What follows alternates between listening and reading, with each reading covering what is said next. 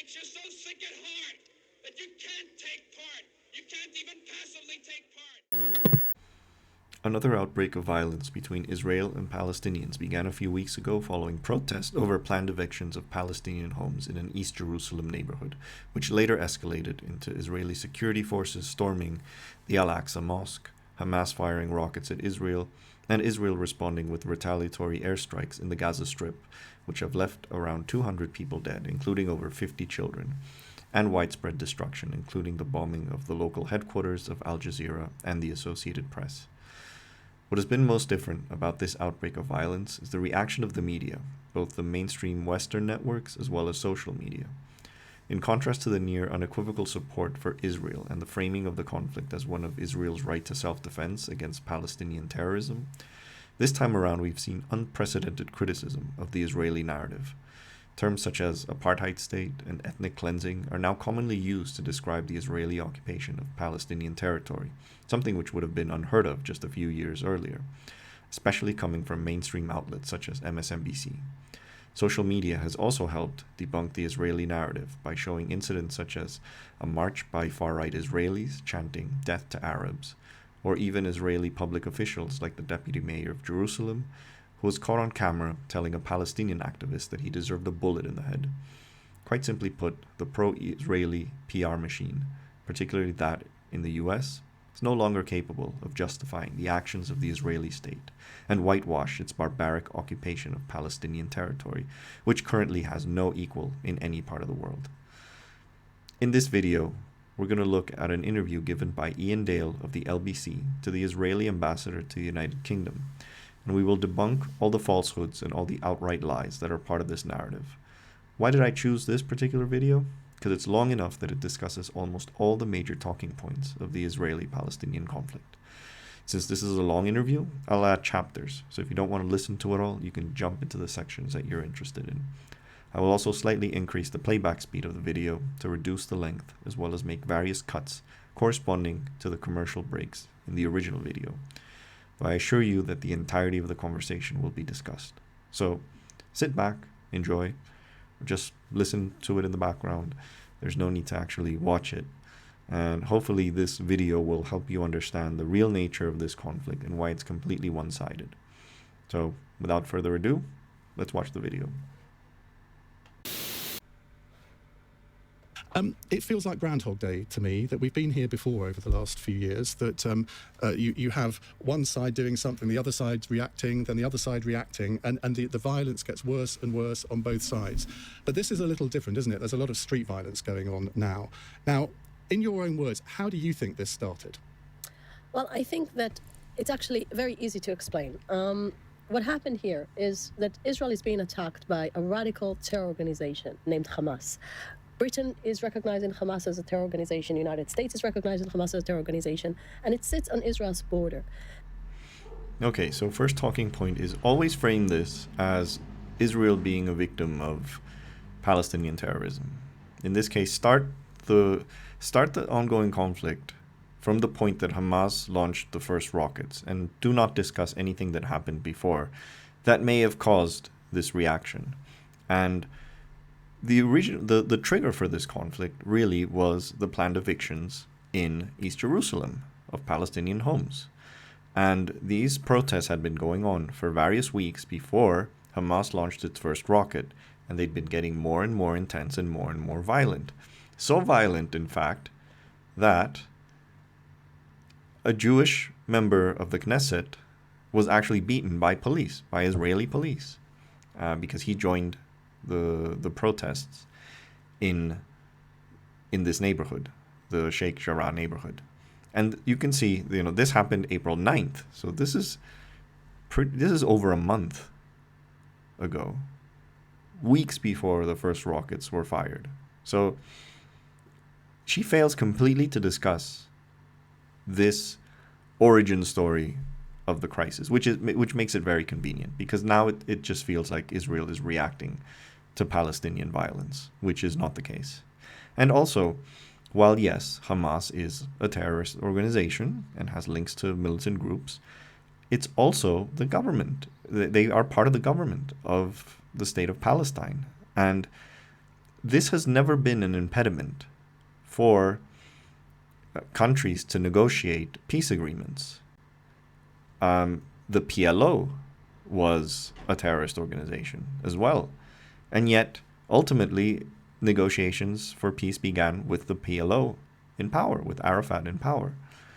In other parts of the world, for example, the FARC in Colombia, they were also labeled as terrorists, and yet you sat down on the table and negotiated with them. So there's the excuse that Hamas is terrorist does not preclude the possibility of sitting down on the table and negotiating.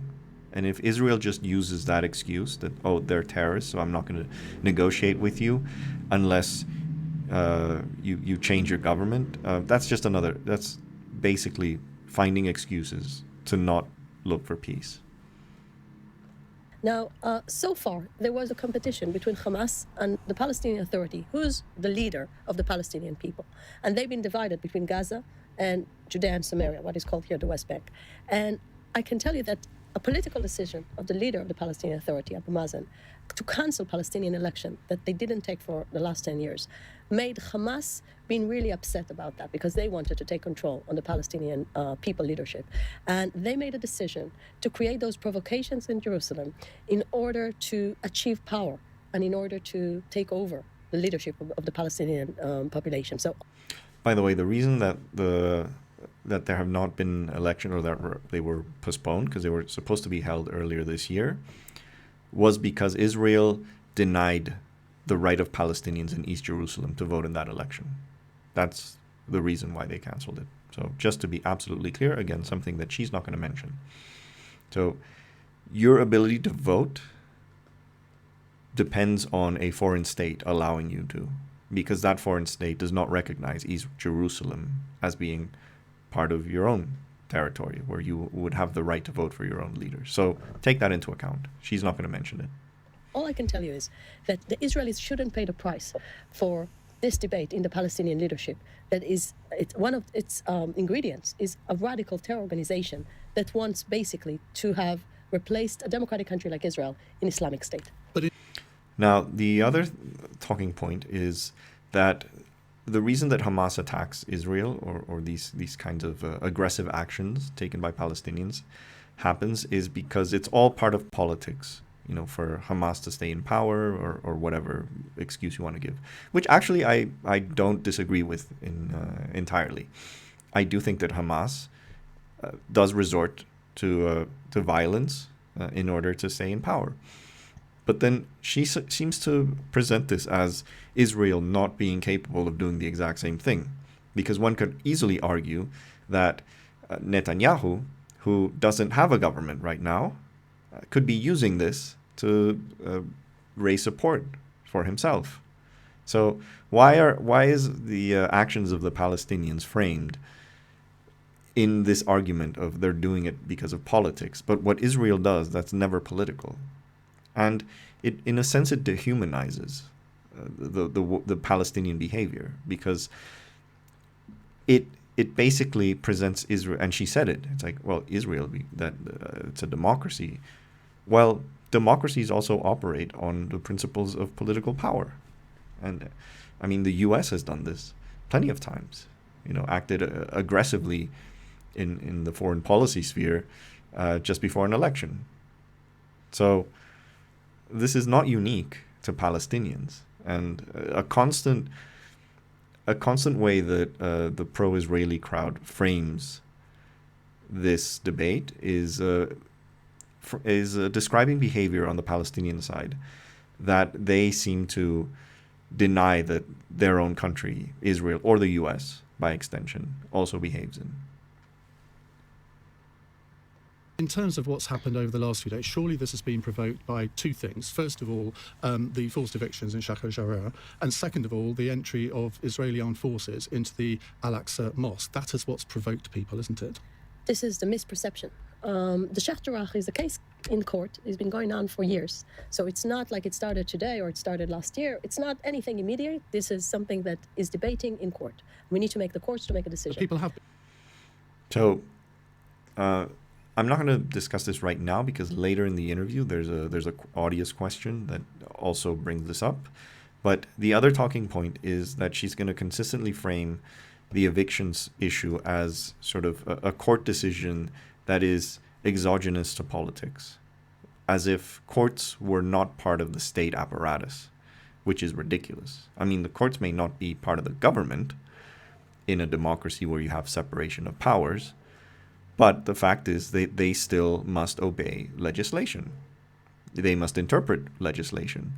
And that legislation is what the government does. So this is political, even if you want to argue that the courts are not part of government. But anyway, I'll discuss this later. Been evicted, haven't they, from their houses? At the moment, no. At the moment, everything remains the way it was because Israeli Attorney General asked to postpone the verdict, and the court case at the moment is being delayed. So this is anything that's happening at the moment. So the pictures that I've seen in the press are not true? Many times you have pictures that when you don't have the real big perspective, you cannot really understand who's fighting who. So let's go back to Temple Mount. So even if it's true that people have yet to be forcibly evicted, if you are in one of the occupied territories, you are always at risk of being dragged out of your home, etc. There was recently a Palestinian activist who gave a pretty edgy interview on CNN, and I think a few days later, he was dragged out. Here's the video.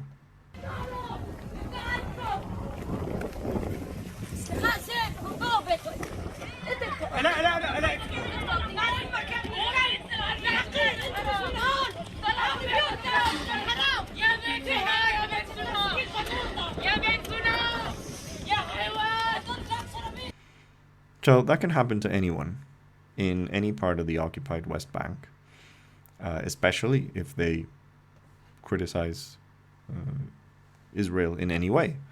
So understand the conditions in which Palestinians live in their own homes, in their own territory. And just to frame this as a court case, as people protesting a court case, is ridiculous. So 80,000 Muslims were on Temple Mount today and during all Ramadan. So Israel always provided freedom of worship and freedom of religion to all religions, and Muslims definitely had peaceful, quiet years throughout all those last years because Israel always provided security protection to all the people coming to worship. This year what happened is they've decided to create Ramadan, to make from Ramadan a day of provocation because they started using violence as a result of Hamas incitement.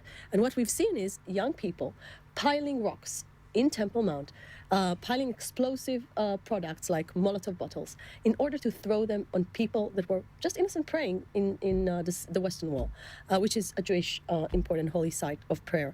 And those kind of things we cannot accept. So you need the police to make sure that no violence will be part of the... So I'm going to show you a video of these supposedly peaceful people on the West Wall side.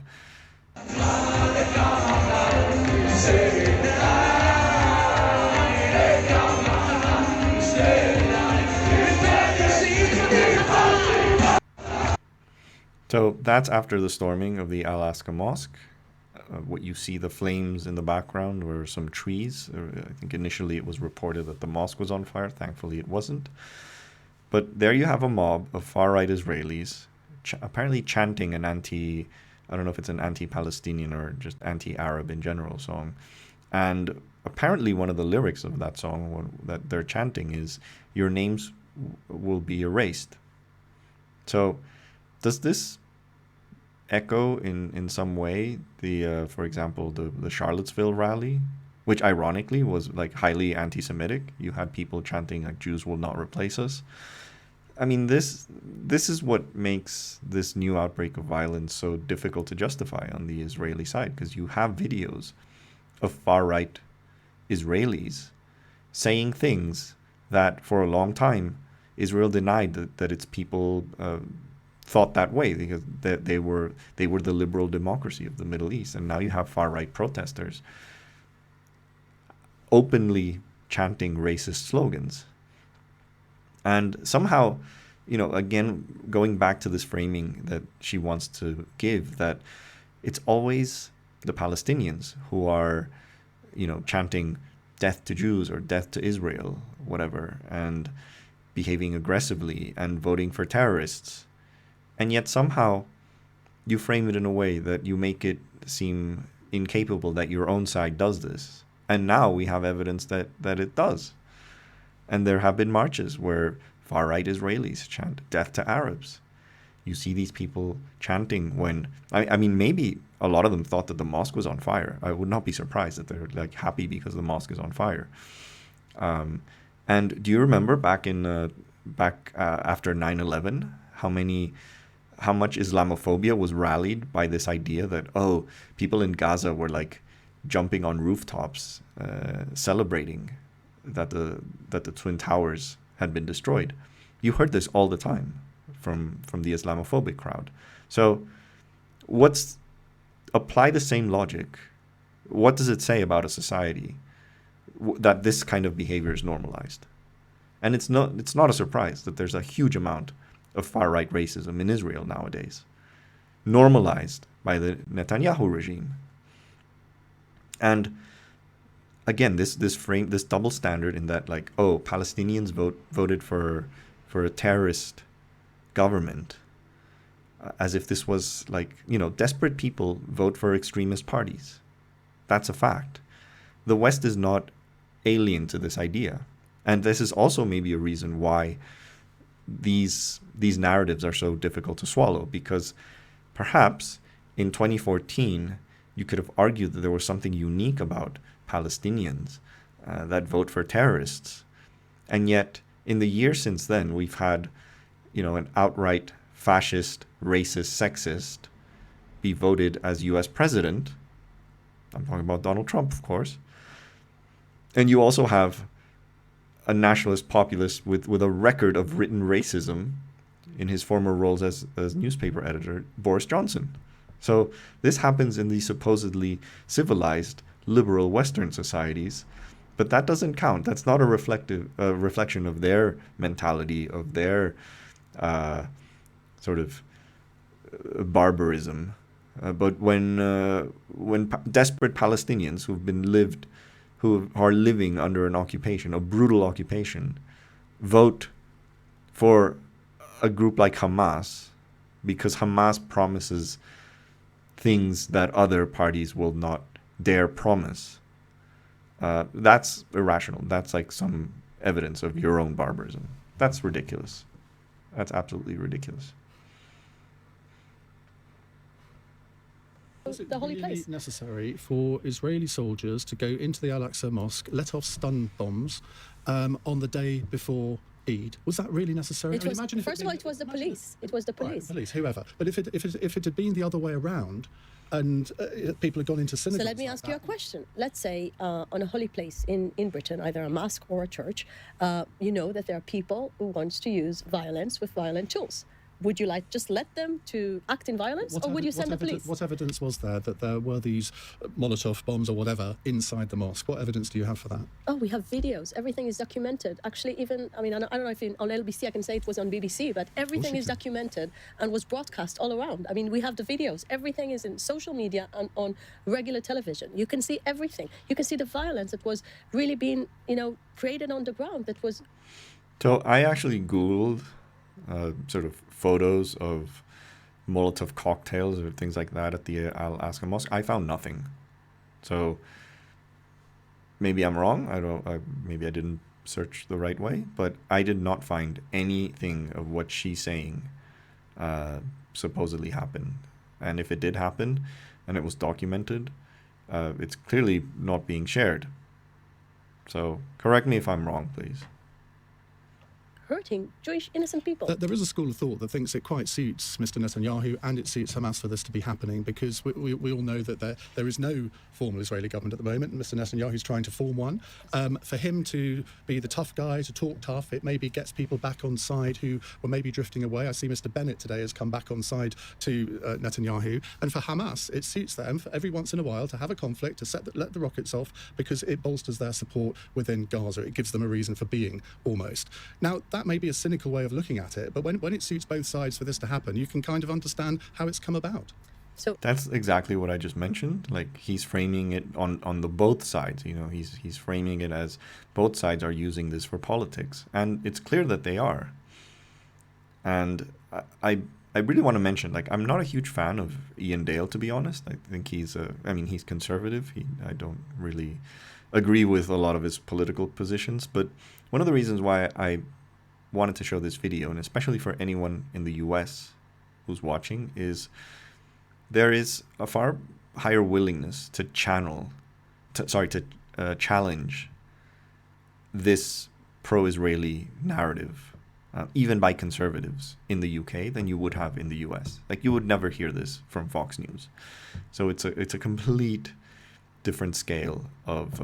I'm not going to say that it's entirely impartial, but I do think he does a good job in this interview, at least asking, perhaps not as tough as I would want to ask questions. I mean, clearly there's a reason I'm making a reaction video, because he's not asking some of the deeper questions. But for a relatively mainstream channel to have a conservative host ask these questions is unprecedented by American standards. You would just not see this in any American right-wing show. So good job. Honestly, I think in general it's a good interview. in order to have this kind of very strange interpretation, you need to understand where Israeli people are at the moment. Israeli people at the moment are really upset and angry. They want the government to fight for them, not to create a situation where they're being attacked in rockets. It's totally insane for any Israeli prime minister to ask for a war. And actually, all the actions that Netanyahu was doing as a prime minister were to de-escalate the situation, to reduce tension, and even in the price of making a very unpopular decision, like, he didn't allow Jews to go on Temple Mount on Jerusalem Day. This is a very unpopular decision, and he made that in order to create some kind of message that he wants to de-escalate, that he wants to reduce tension. It's been reported that Hamas offered a ceasefire through the Russians, which has been rejected by Mr. Netanyahu. If he wanted to de-escalate things, surely he should have accepted a ceasefire proposal. No. So just to be clear, the one side that has the full power to de-escalate is Israel. And the reason is Israel really has two options. It could just basically do what it's doing now, which is blow up a couple of buildings, kill up a couple hundred, maybe a couple of thousands of Palestinians. Then things will calm down, drag your feet for another couple of years. Then there's going to be some other incident. Then there's going to be more violence, rinse and repeat. That's exactly what's been going on over the past couple of decades. Israel, during this time, will do only one thing, and that is increase the number of settlements that it has in the occupied territories, so that the supposed two-state solution that they support becomes more and more impossible, because now you have 500,000 Israeli Jewish settlers in the West Bank, and it would be, the more settlers you have, the more it's going to be politically impossible to ever withdraw them, to remove them. So that's really the game. If Israel wanted to, Israel has the capability to go into Gaza Strip and fully occupy the West Bank and remove Hamas from existence.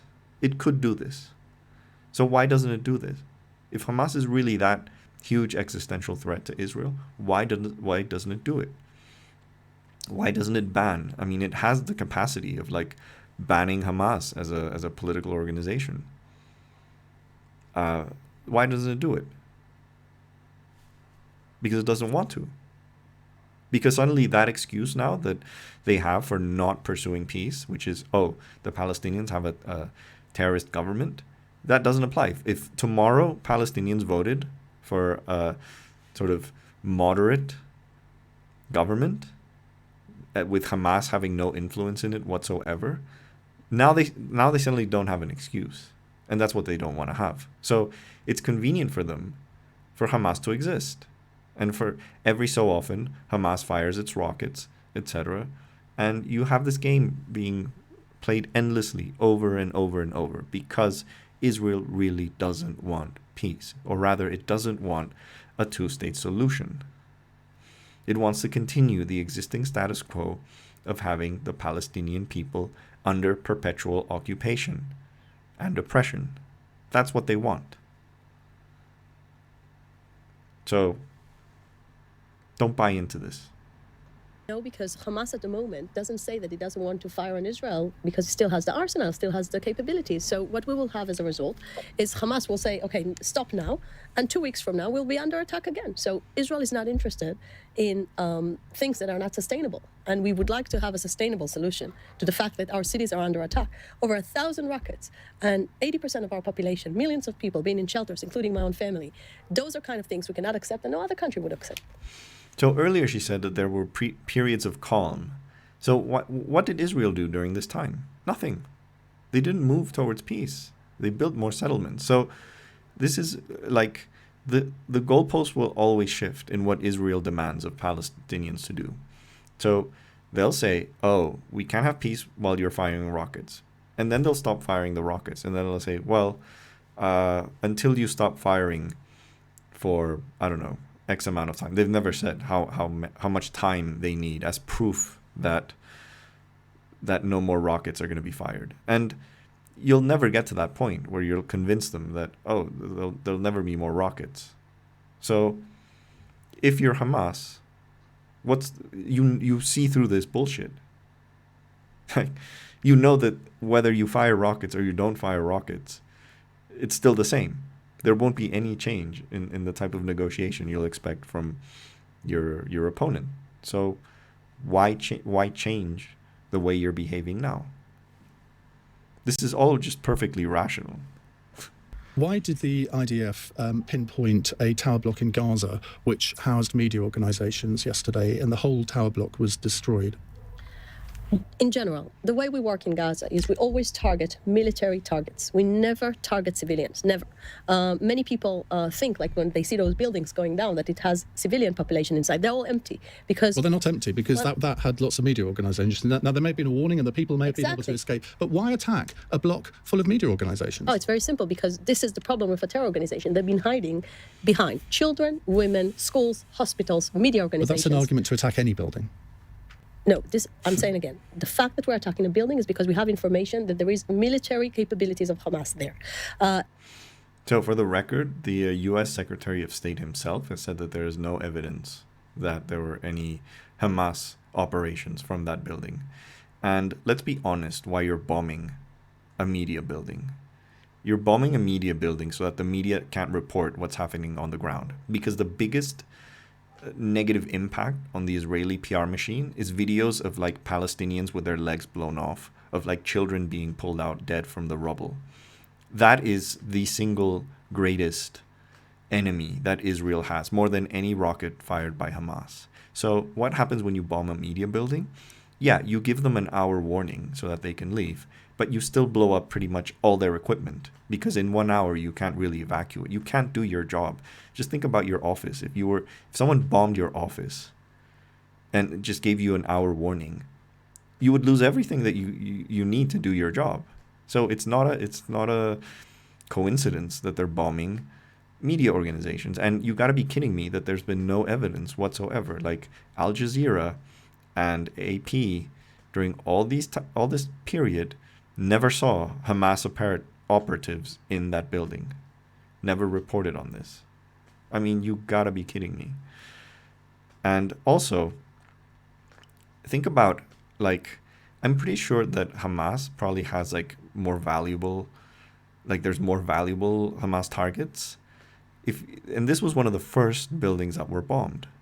Now, if you're a half-decent military, the first targets of your attack will be the most valuable ones.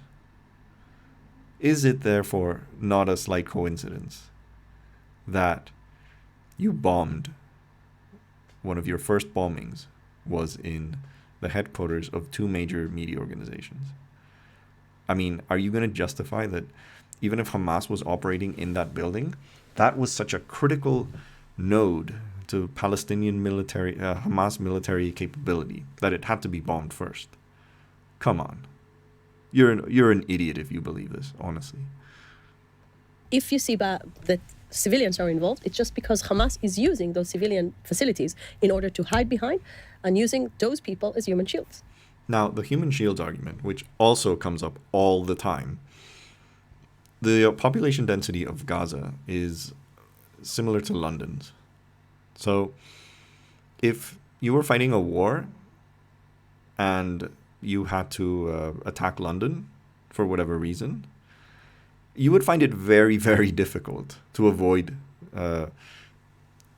like hiding your military equipment and your staging areas from civilian parts, right? So anyone who was attacking London would inevitably kill a lot of civilians, and it wouldn't be that the defenders of London were using the civilians as human shields. It's just an issue of population density. So this idea of human shields, I feel, is so, like, it conjures an image of like Hamas, or before this the PLO, of just like tying children to a fence around their barracks. That's what they want to paint it as. And they're like, oh, we know a missile's gonna fall, and we want like the face of a screaming child to be seen in like the infrared screen of the missile. This is ridiculous. That's not what happens.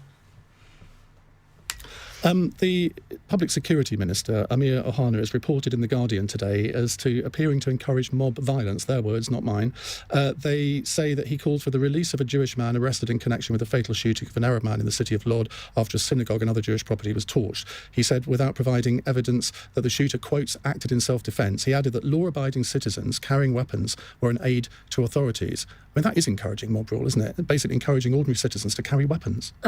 I can tell you that in Israel, as opposed to America, it's not that common to have weapons. And I can tell you that we will make sure that no one will use violence. And this is what the Prime Minister said. He's encouraging people to use weapons. I can tell you what my Prime Minister said. I cannot, justify everything that every minister says in Israel, but I can definitely justify what my Prime Minister said, that he wants everyone to make sure that no matter what happens, they cannot take the law to their hands.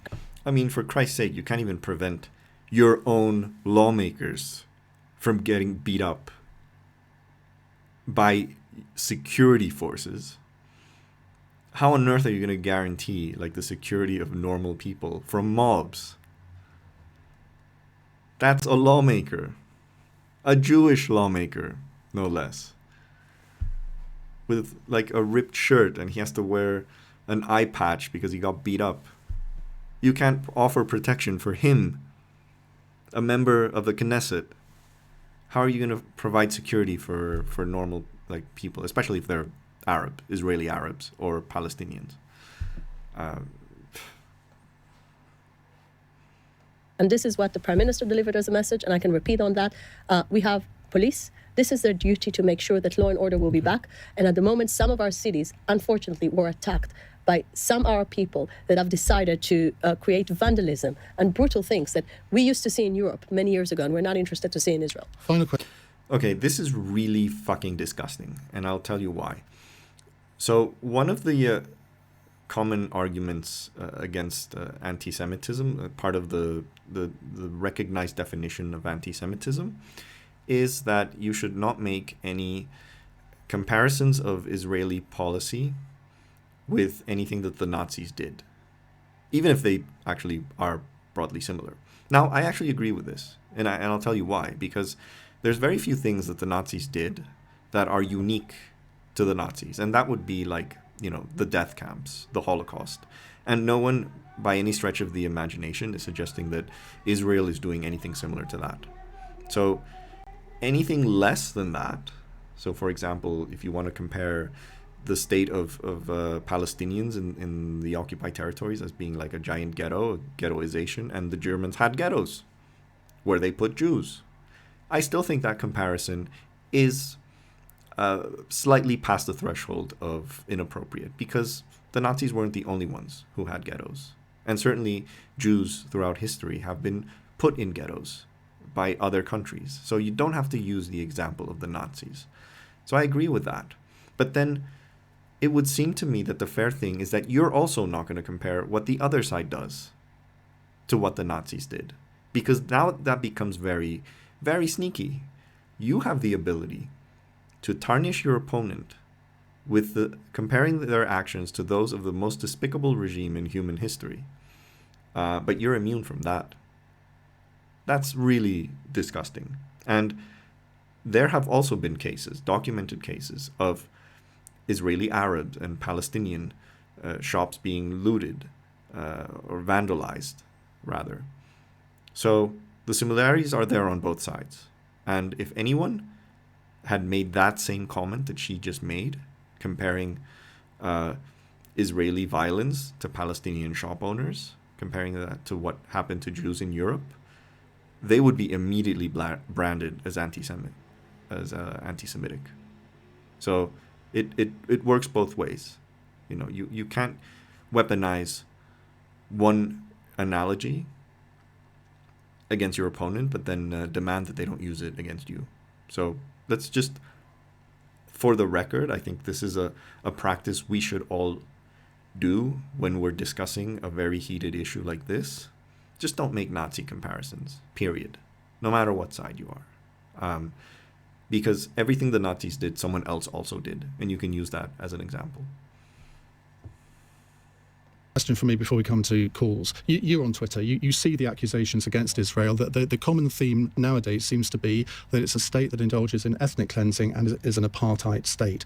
Now, when you look at the proposals to, and in fact in previous times, for Palestinians being removed from their properties, not having exactly the same rights as Israeli citizens, do you understand why people can use that word in a way that obviously you will reject, but it's becoming quite commonplace now to accuse Israel of being an apartheid state? I can tell you that never in my life I heard some bigger lie. But let's speak about the facts. You've been to Israel. You know how Israel is. Israel is a democracy. Actually, not long time ago, the third largest party in Israel was the Arab United Party. So if they're speaking about any unequal situation, they need to bring proofs. They need to bring facts. No one is bringing facts or proof because there is no. Arab citizens, women and men, have equal rights in Israel, equal representation in Israeli parliament, equal representation in all, places of leadership, like the Israeli Supreme Court. We are proud of that. We are proud of our democracy and we're proud of our coexistence at the moment. Okay, this is a big, big myth that she's, or a twisting of reality. What she always will do, and she does this on numerous occasions during the whole interview, is she will equate the freedoms and the rights that Israeli Arabs have when she's being asked a question about Palestinian rights in the occupied territories. And it's not the same thing. And it's so disingenuous. So, yes, it is mostly true that Israeli Arabs have similar rights to Jewish Israelis. But that was not the question that was being asked. And Israeli public officials always love giving this argument because it makes Israel seem like, oh, we are the true democracy. We are a multiracial society and everyone has rights. All the while, you essentially have an apartheid state right next to you, which you are continuously oppressing. And you are ethnic cleansing it by removing people of one ethnicity and replacing them with your main ethnicity. So both terms, I think, are very appropriate, apartheid state and ethnic cleansing. And the only way that she can weasel out of this is by using Israeli Arabs have the same rights as Israeli Jews. That was not the question that's being asked. Radicals are trying to shatter this coexistence and trying to incite and to say Israel is now into a civil war. We're not interested in that. We think this is the worst thing that can happen in Israel. And we really are calling, as a leadership, as a responsible leadership, to the Arab leadership to come and call the people that are now marching the streets and calling to kill Jews. Stop this violent speech. Stop this violent action. You need to say something clear. We built so much together in 73 years. Continue. Why isn't she calling Israeli Jewish leaders to call out the far-right violence that we've seen, that I just showed videos of? It's always on the other side.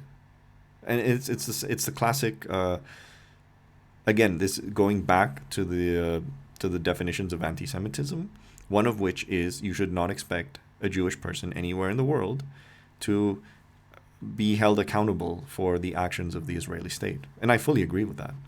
Like, no Jew on earth should have to justify what Israel does.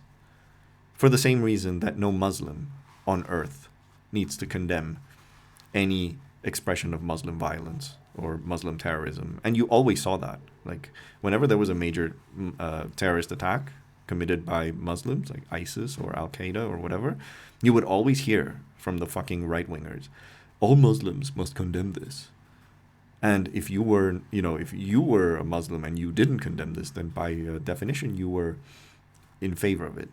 That is just ridiculous. That's a huge double standard that she's using here, because we've seen acts of violence on both sides, and we've seen acts of far-right violence and far-right hatred on the Israeli side. But she's not calling on Israeli leaders to condemn that. Continue this coexistence. Well, I'm sure we're going to get a few calls along those lines in a moment. So if you'd like to put your question to the Israeli ambassador, 0345 6060 973. And as I say, if you'd like to watch our proceedings, you can do so on Global Player or the LBC YouTube channel, Facebook or Twitter feeds. It's 8:16. This is... Now we start with the fun part, the audience questions. And some of them are really good. So let's watch. It's 90 minutes past 8 on LBC. We are in the company of Zippy Hotoveli, who is the Israeli ambassador to the Court of St. James. That's the actual formal title, isn't it? The formal title, indeed. Right, let's go to your calls. Yusuf is in Harrow. Yusuf, you phoned in last night, and I said I wanted you to put your question to the ambassador, so we've kept our promise. Go ahead. Ian, good evening to you again and to your listeners, and thanks so much for inviting me back to speak. Ambassador, on equality, I think context is extremely important. You believe that every inch from river to sea belongs to you, and the Palestinians also believe it's theirs too. My grandparents lost their registered land and homes in Jaffa, Safed and Jerusalem. Neither of them was granted restitution, nor were they allowed to return. But all Jews have an automatic birthright, and Palestinians don't. My living grandparents are actually both older than the State of Israel, and we view this lack of equal treatment as inexcusable injustice. So there's no parity here, and not addressing what many rightly see as the root cause will actually lead to perpetual conflict, in my opinion. So my question to you is this. Would you support my family and people in our situation going back, or deny our rights of return? And if not, then why? Hi, Yusuf. Thank you so much for asking this very important question, because it gives me an opportunity to share with you something that actually is denied from history, or at least from the history you tell to yourself. Over 1 million Jews were expelled from Arab countries, and they had to find their refuge in Israel. Jews from Morocco, from Iran, Jews from Egypt, Jews from Syria. All of them were expelled. And it was a whole process of Jews leaving their property, leaving everything in those Arab countries. Never got restitution, never had the right to bring even their property or anything else. This has nothing to do with the question that's just been asked. I mean, this did happen. This is true. After the 1948-748 conflicts, a lot of Arab countries expelled Jews, and a lot of them moved back to Israel. This is definitely something that we wish did not happen. It's an injustice. No people deserve to be kicked out of their country just because of their ethnicity or religion. But this still does not address the question that was posed to her, which is the fact that Palestinians do not have the right to return to the places that they were expelled from after the conflicts right after the partition. So this is incredibly disingenuous, and there's a huge double standard here among all the other double standards that are part of this conflict. So this involves the issue of the right of return. And one of the Palestinian demands for a two-state solution or for any sort of peace agreement is the right of return from Palestinians to the parts of Israel where they were removed. And yet this right is denied to them. This right, by the way, exists under international law. So those Jews who who were expelled from the Arab countries, that was illegal, and they have a right to return as well under international law. But Israel Now, you would think, okay, well, maybe Israel simply doesn't want to accept any conception of the right of return. Yet they do that with Jews. So if you're Jewish from any part of the world, you can go and emigrate to Israel. Even if you have no history of any family or any birthright to the territory of Israel, aside from the fact that you're ethnically Jewish, you have that right. So this is a much looser interpretation of the right of return, because in no part that I know of, very few some countries do. Like if you have Italian grandparents, you can get Italian citizenship, regardless if you've never lived in Italy. So a lot of people in like South America have dual Italian citizenship.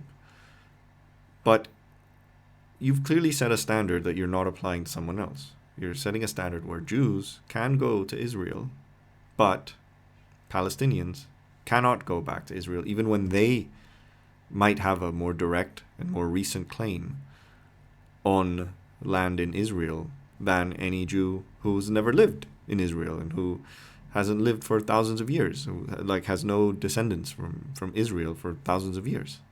So that's a huge, huge double standard. And it's also just really wrong that she uses this example of an injustice committed to Jews, because it was. Like I will emphasize, no one should be expelled from their country because of their ethnicity or religion.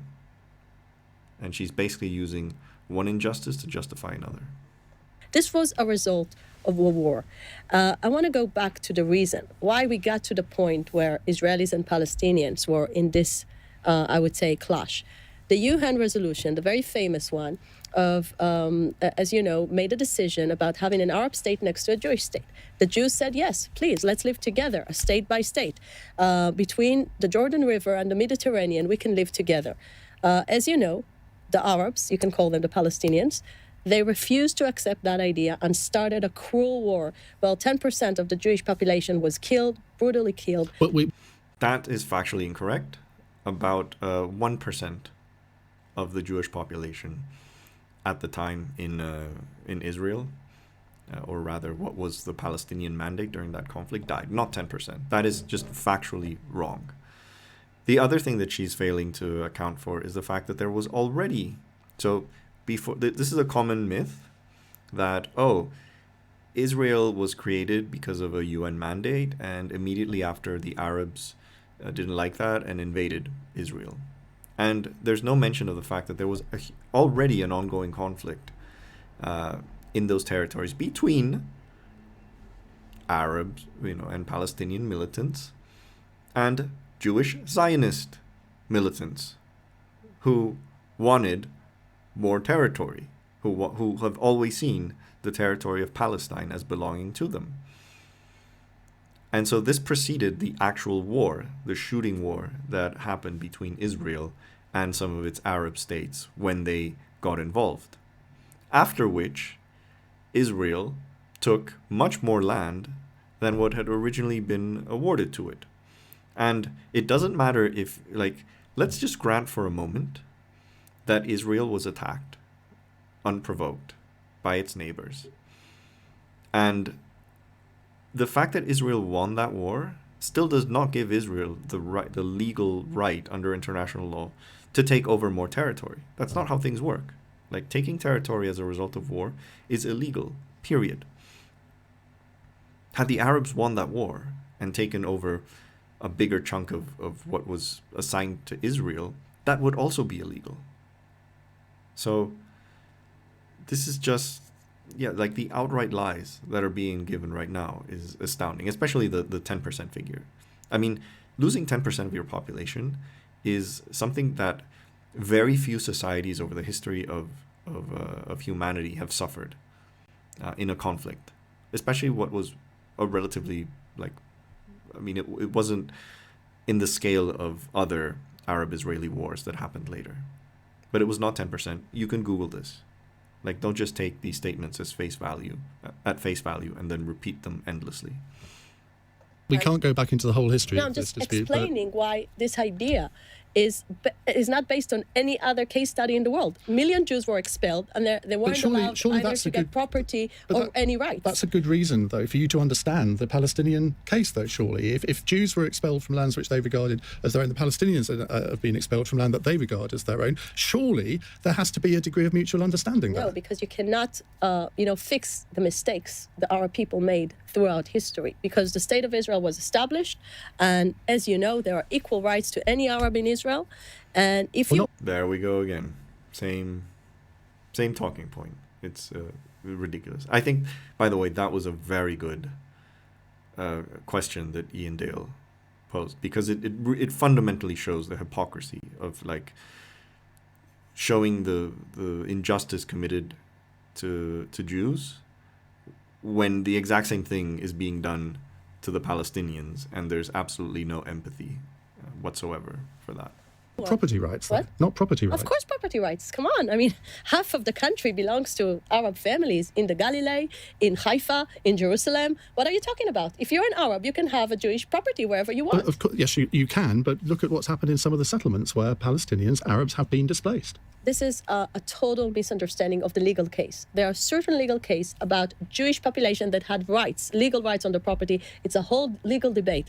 But it's a legal debate that I could have had with another Jew who has more ancient rights about certain real estate in Israel. Okay, well, let's... Oh my God, this is hilarious. This is so hilarious. Like, this is really scraping the barrel. Now, there is no society on earth that would function under the logic that she just gave, that, like, any family can just go and, oh, I have an ancestral claim to your plot of land because in 1750, or let's go even in 750, my family, the Lord whatever, owned your plot of land, so now it's ours. Can you imagine a society run under that principle? It doesn't work that way. I'm pretty sure it doesn't work that way. I'm pretty sure. I'm not an expert in Israeli urban law, but I'm pretty sure you just can't come and take someone's house away just because you have a claim from any point in history before this. It seems to be something that is just applied to Palestinians, not to the general population. And it would be, I'd be terrified buying real estate in Israel if for whatever reason I lived there, knowing that someone at any time could just present a claim that they owned it and you just lost your home. I'm pretty sure it doesn't work that way. Jews and Arabs can have the same rights about property. Let's bring Yusuf back. Yeah. Yusuf, final word from you. Yeah, sorry, I do disagree with quite a lot that's been said, but I'm not going to get into the nitty-gritty here. All I'm going to say, though, in response to that, is the laws that Israel uses as the basis of their legal system are skewed towards Jews and not non-Jews. So anyone can research the nation state law, but I'm not going to delve more into that. I just did have a small kind of point I wanted to make. So, you mentioned a lot that, there's a lot of violence, right? Nobody actually wants violence. And the latest or last major confrontation was actually in 2014. The question is then, are you blame the Palestinian leadership? What have you done to, during the relative calm, to improve the situation? You built settlements, demolished homes and villages, etc., etc. And, you're saying the Palestinians don't want to negotiate, but it doesn't help Israel, doesn't let Palestinians in Jerusalem vote in their own scheduled elections. So how can you speak to their representatives when they can't even elect them? That's my question to you. Okay. But this was the Palestinians, the leaders, that made a decision not having the election. It wasn't an Israeli decision. It was an Israeli decision to not allow people in East Jerusalem to vote. See how she weasels out of these questions? So all I can tell you is you can ask the Palestinian leadership why they refused time after time to have election, but they refused to have an election. Okay. But if we go back to your point about settlements, actually the Gaza case... I will put that point because one or two people are saying, oh, why haven't you got the Palestinian ambassador on as well? Well, we have put out an invitation to him and we're hoping to get him on hopefully on Monday next week. So we can put that question to him then. Yusuf, thank you. Let's go to Imran in Chadwell Heath. Hello, Imran. Good evening, Ian, and thank you for taking my question today. Ambassador, I'm going to jump straight into it. You have in the past described yourself as a religious right-winger, and in 2020, at a Board of Deputies event here in the UK, you described the Nakba as a very popular lie, which a lot of Muslims and non-Muslims would describe as a very racist viewpoint. Based on that very extremist position, what is your position on the two-state solution? Do you believe in a two-state solution? I said in the past, I keep on saying that again. I'm a big believer in peace. Israel always wanted to promote peace with all its neighbors, and we have a proof. We have a peace with Egypt, with Jordan. We just signed 4 new peace agreements with 4 more Arab countries in the Gulf, with Morocco, with Sudan.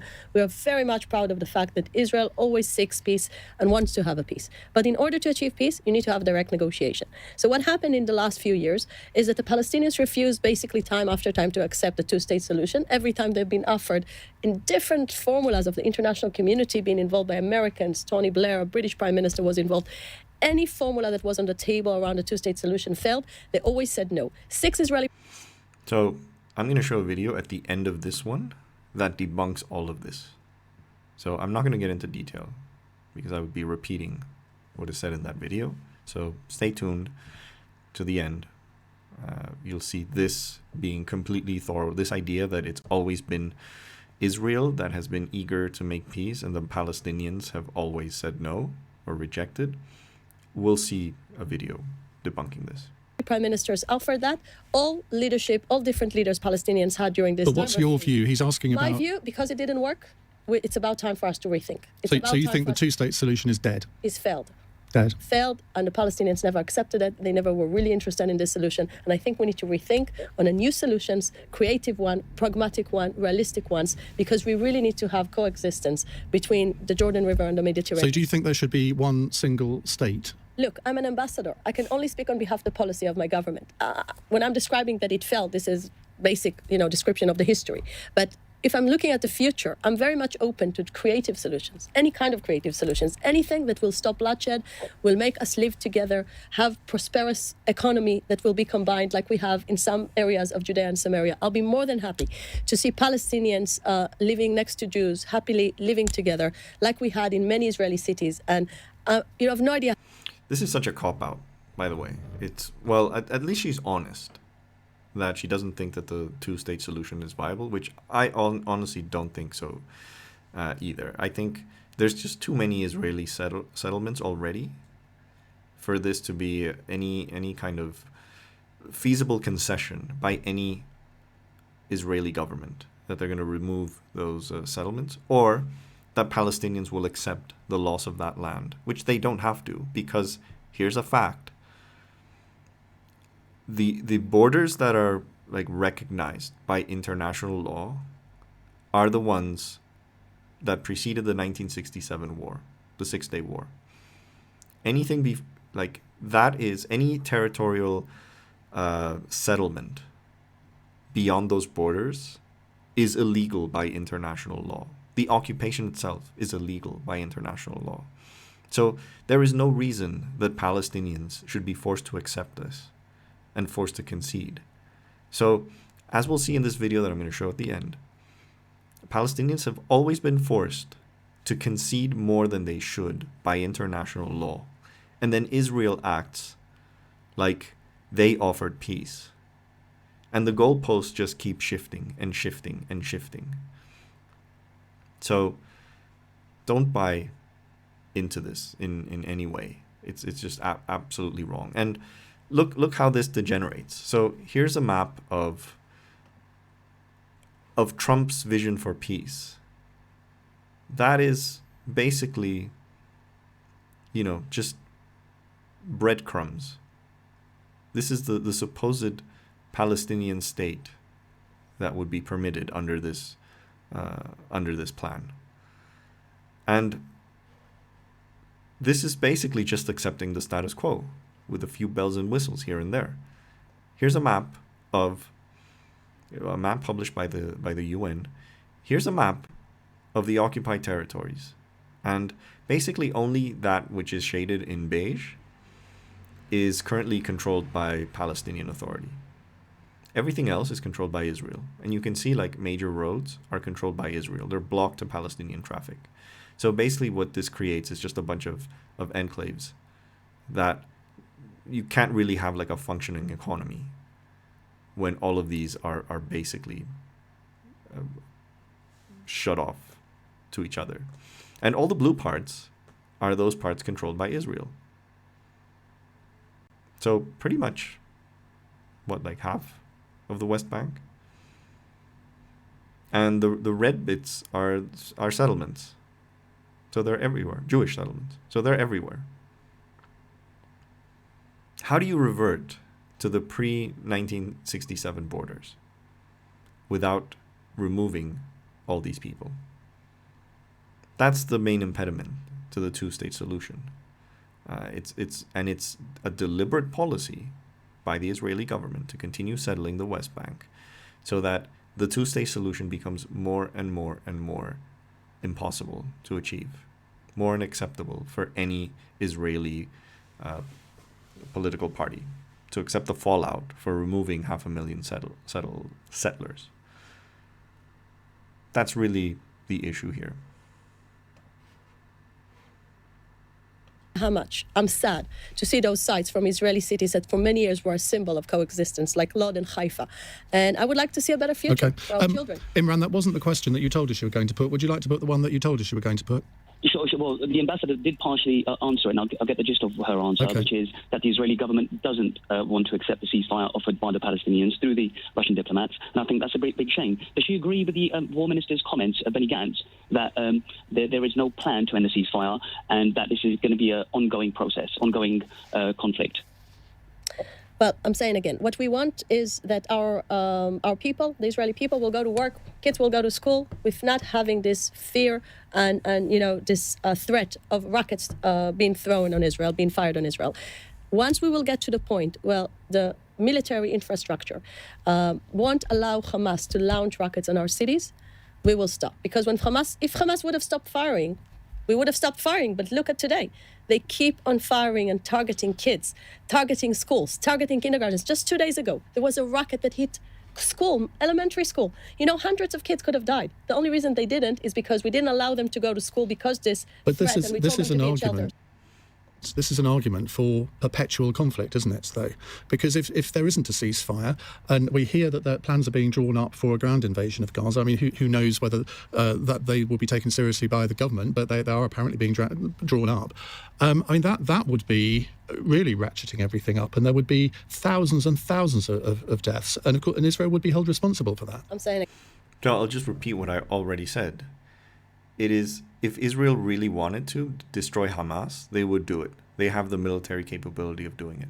And since they have de facto control over the entirety of the state of Palestine, nothing really is stopping them from, preventing Hamas from ever existing as an organization or as a political force. Why don't they do that? Ask yourself this. Why don't they do that? Why? Because they want to maintain the status quo. They are better off with Hamas existing and this continuous cycle of violence, because that allows them to drag the status quo for as long as possible. And she's even admitted earlier in this interview that there have been periods of relative calm. And during these periods, what has happened? Just more settlements. So there is no honest Israeli intention to not continue pursuing their existing policies. The status quo is what interests them, to continue having the West Bank completely under occupation and gradually settling more and more and more Israeli Jewish families in what is not their territory under international law. That's the game.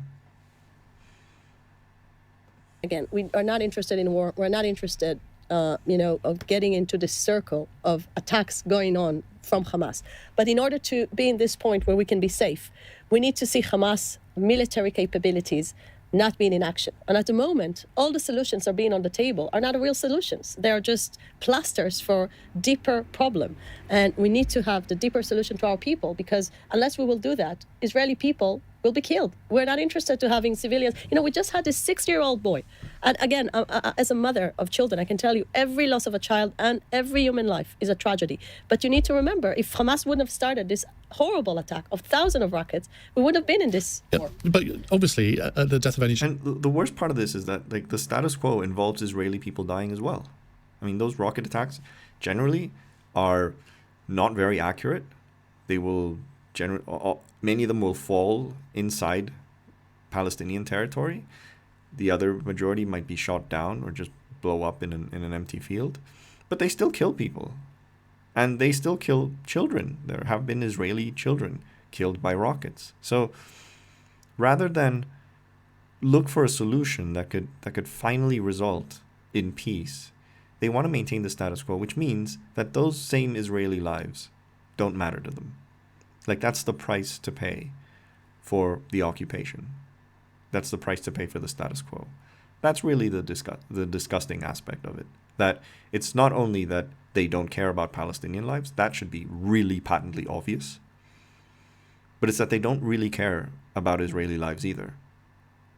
I mean, clearly they matter more than Palestinian lives because there's a huge difference in the disparity of casualties that they're willing to accept.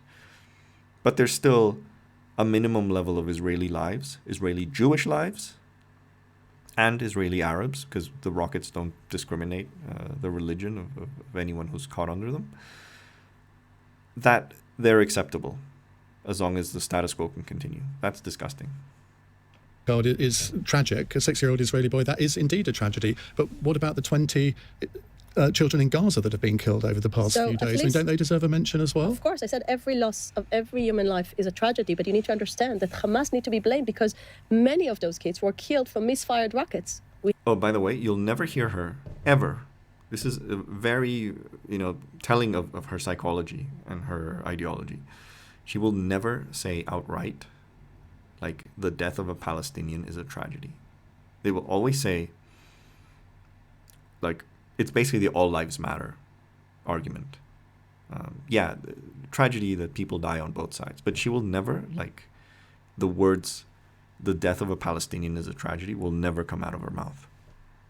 We have that documented now, proven that some of those rockets that have been misfired are killing them. Look at this. I think the 300, have actually fallen within Gaza. Exactly. And some of them are killing Palestinian population because, again, they don't care. They're using those kids as human shields. Right, we have half an hour more with the ambassador. Keep your calls coming in. If you don't get through first time, do try again. 0345 6060 973. It's 8:32 news headlines on LBC with David Dom.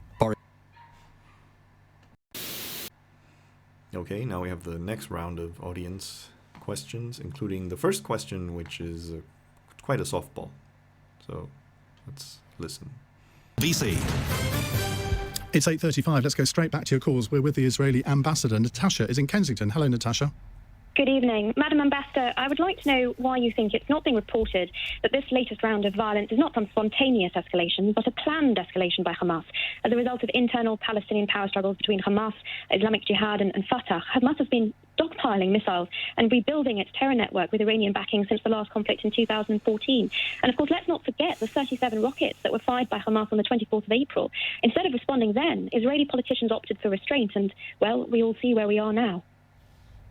Well, Natasha, I think that's what's called a friendly question. A friendly question indeed.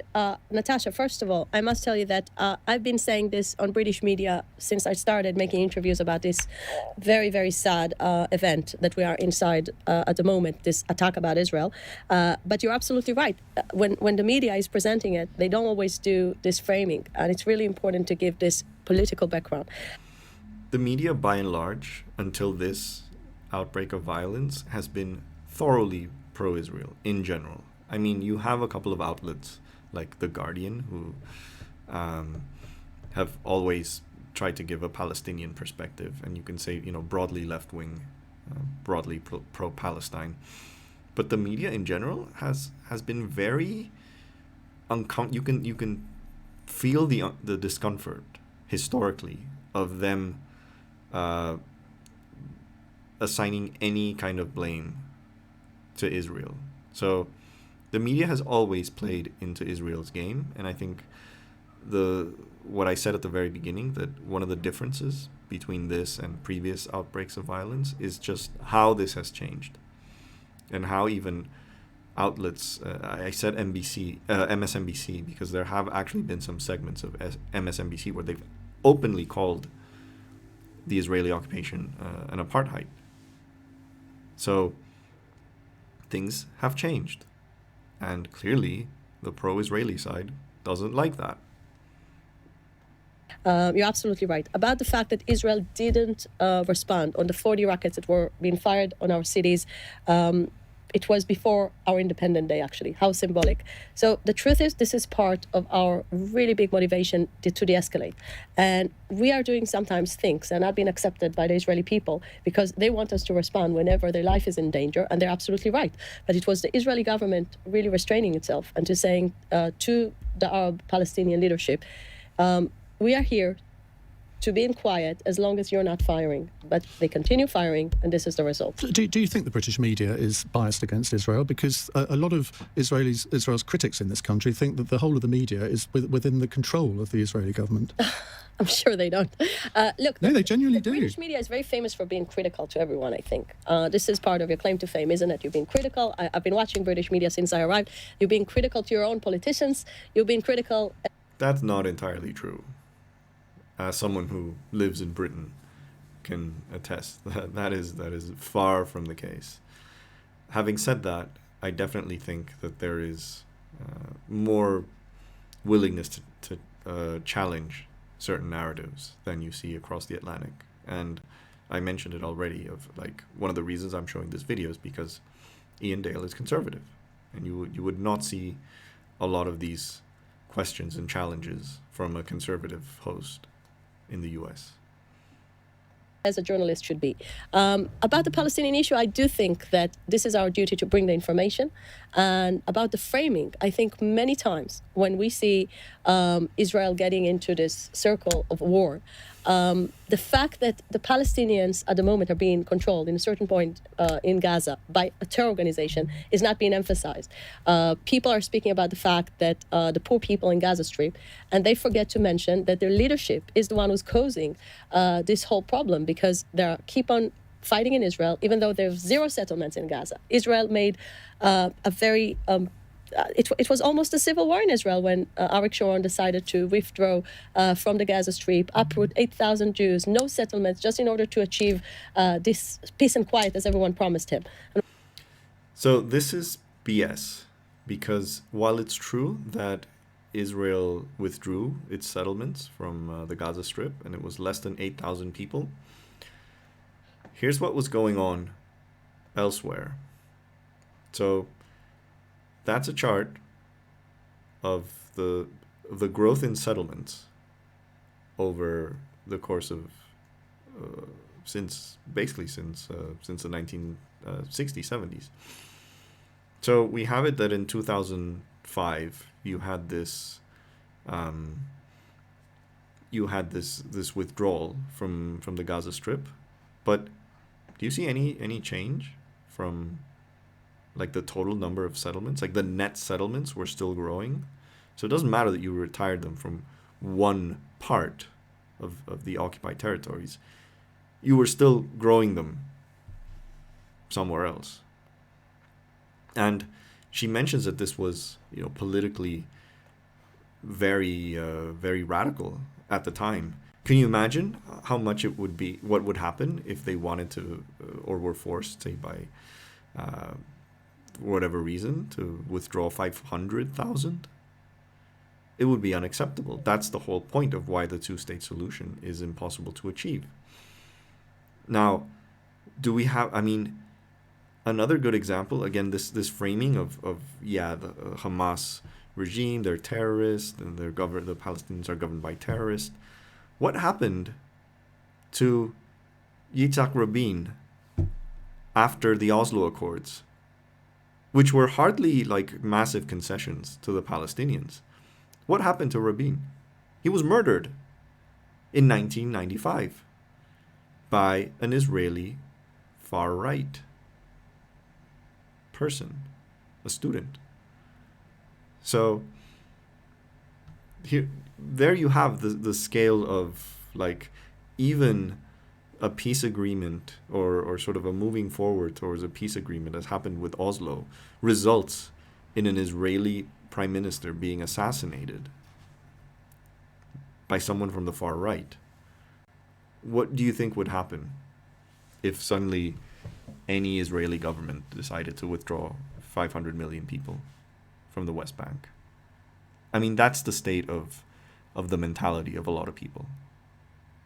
So this framing of like the Palestinians are the irrational terrorist-loving ones, come on. This shit has also happened in Israel. We got more radicals on our border, and we got more rackets on our border. And this is the sad thing about it. And again, we need to understand we're dealing with terror organizations. Right, let's move on to Akib in Kingsbury. Akib, what's your question, please? Good evening, Ambassador. Good evening, Ian, and thank you for taking my call. It's a terrible situation that's going on there. What I want to say is I fully understand that the Israelis have a right to defend themselves. Every sovereign state has a right to protect its people from those who want to harm them. But say Hamas were to lay down their arms tomorrow, and the Israelis would agree to do the same. Tomorrow is Friday, so it would be Good Friday, a Good Friday agreement. Fine. Now what? I see what you did there. No, I'm smiling because the history of the Good Friday Agreement, of course. Right. What next, Ambassador? What do you expect the people of Gaza to do? How can they rebuild their lives to live in peace with their neighbours? It's not exactly a picnic down there in Gaza at the best of times. So what does Israel envisage that they should do? And to what extent, if at all, would Israel be prepared to help? I should add that after the Israeli withdrawal from the Gaza Strip, just a few years later, when Hamas came to power, Israel just blockaded it. So there's an ongoing economic blockade now for over a decade in which Palestinians in the Gaza Strip have to drink dirty water because their water supply is controlled by Israel. They have very limited electricity generating capacity. It's a horrible life over there. And I should add that Egypt is also complicit in this blockade. So I don't want to just blame Israel for this situation. Egypt's part in the blockade, which, by the way, Egypt is a country that also receives billions in U.S. aid.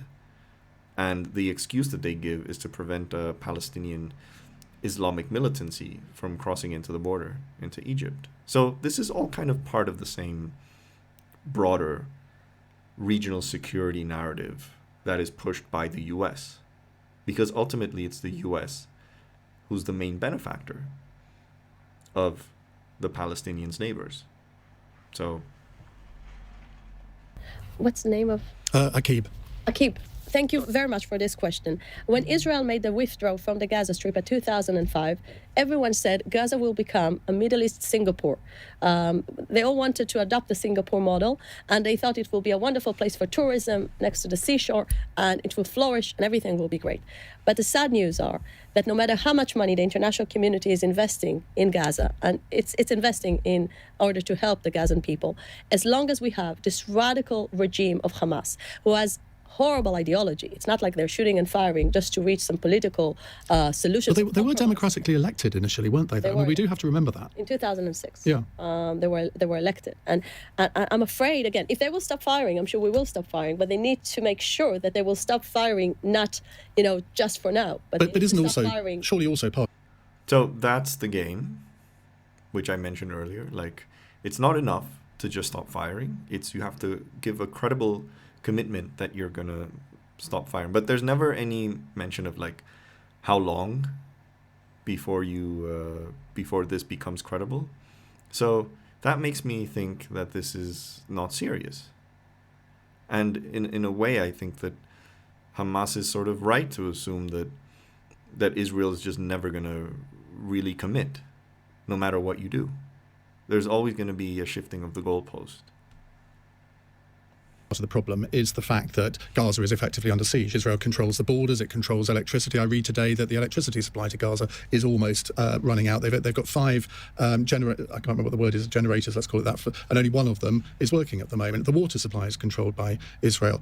At some point, surely, if things are to move forward, Israel has got to make a gesture and relax some of the controls, because that's the only way that Gaza is ever going to prosper, apart from Hamas obviously reciprocating in the same way.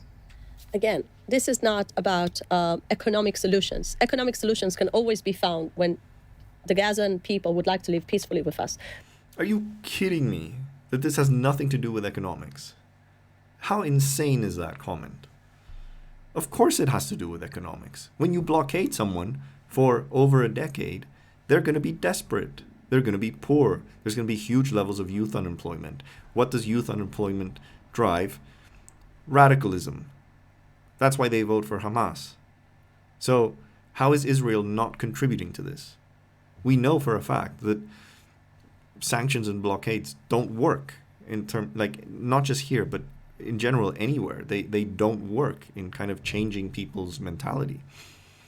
So it's a losing strategy, and it's one that just fails to recognize its contribution to the problems and its contribution to the willingness of Palestinians to vote for extremists. Much in the same way that people who were economically desperate in the US voted for Trump, and economically desperate people in Britain voted for Brexit. I mean, this is universal behavior. The more desperate your people are, the more likely they're going to follow radical groups and radical leaders. So.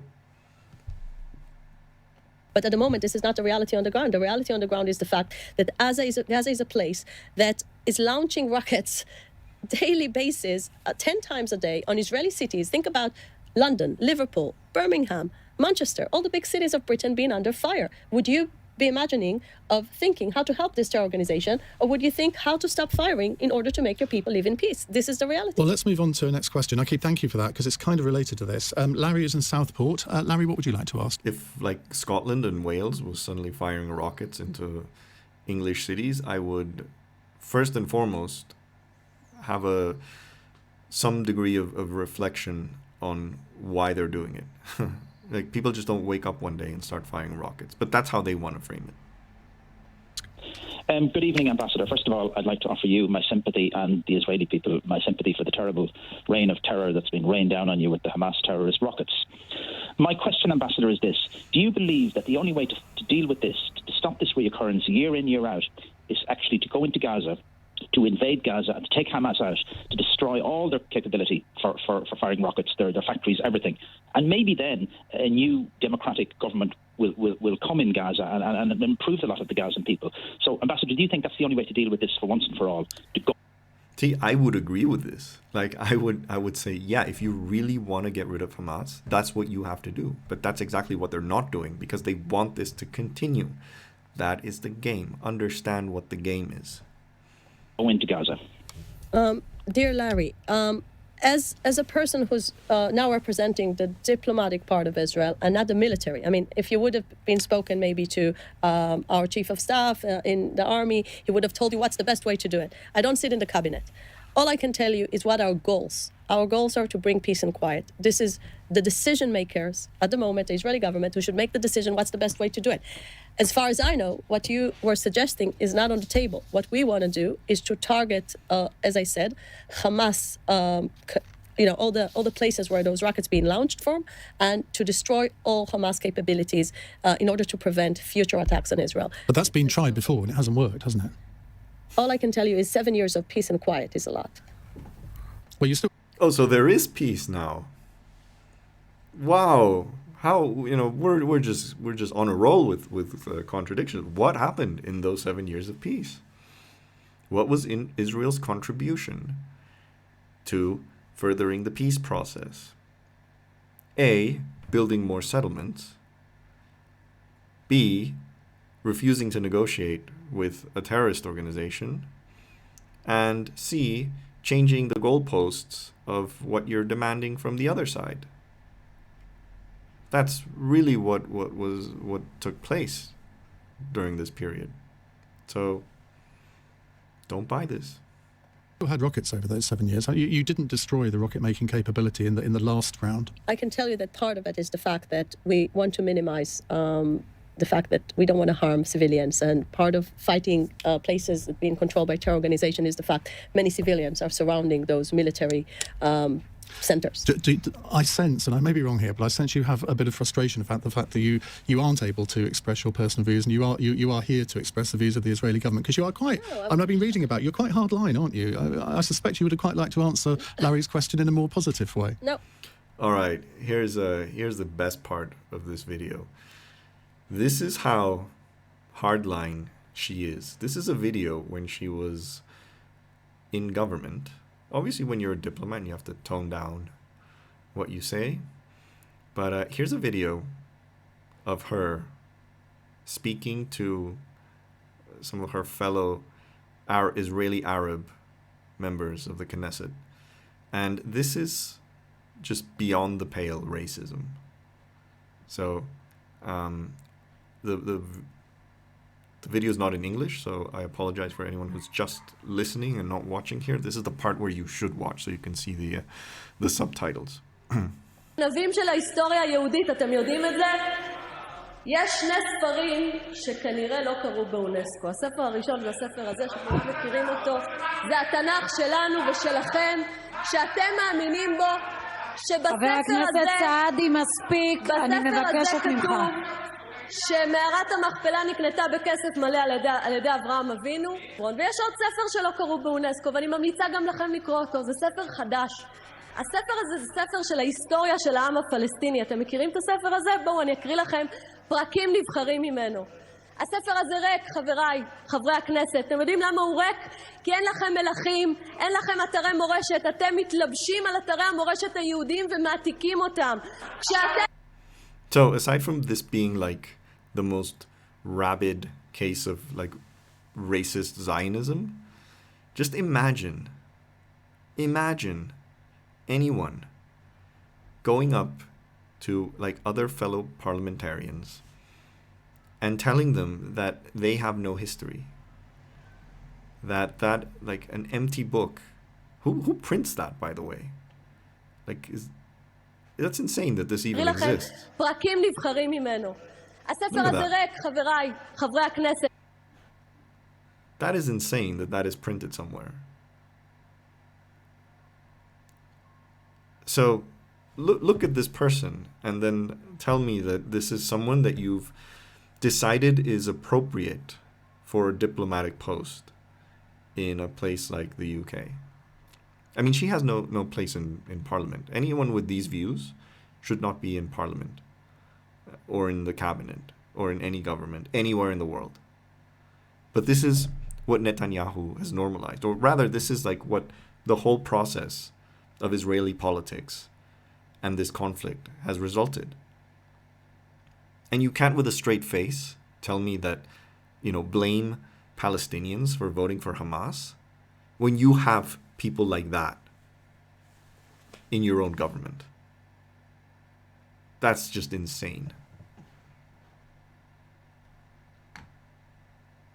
I genuinely apologize for any Palestinian who's watching this video and had to see this being said about their history. That's just so wrong. Like, even I'm embarrassed for showing this. Imagine what goes on in that brain of hers, that she feels nothing doing it. I must tell you, I don't regret not being from Israeli government because I want to represent a bigger scale of Israeli people. This is a big, I would say, privilege to represent the entire country, a country that I'm very proud of. So I was a politician. If I would like to get back to political statements, I will do that after being a diplomat. At the moment, I'm a diplomat. I'm very proud of it, very happy about it. Someone says on a text, I'd like to call in, but your number isn't going through. That's because so many people are trying to get on. We've got 15 more minutes with the ambassador. We'll try and rattle through 3 or 4 more questions if we have time. It's 8:46. Nick Ferrari at breakfast. And now we have the final questions. We're almost done here. So thanks for sticking through this whole thing.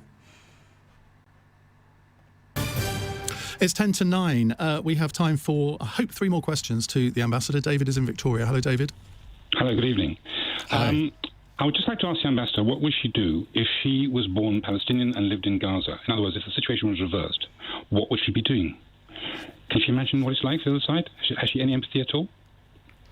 Of course, I have empathy. I have empathy for people that can't live in peace with us. I wish we could cooperate. Again, I'm saying from Israeli perspective, we would like all the region to flourish.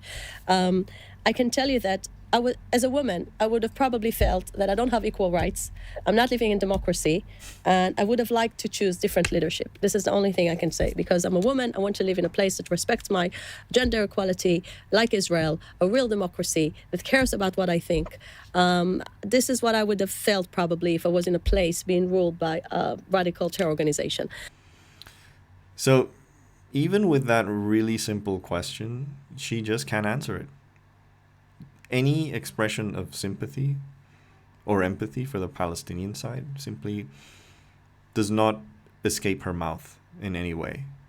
So I just showed you a video of what she really believes in, and I think if you're someone who thinks that they have no history at all, there's no way that she can conceive any kind of humanity on the other side. And I repeat, that is the kind of people who are ambassadors of Israel in countries like the UK. These are people in the cabinet.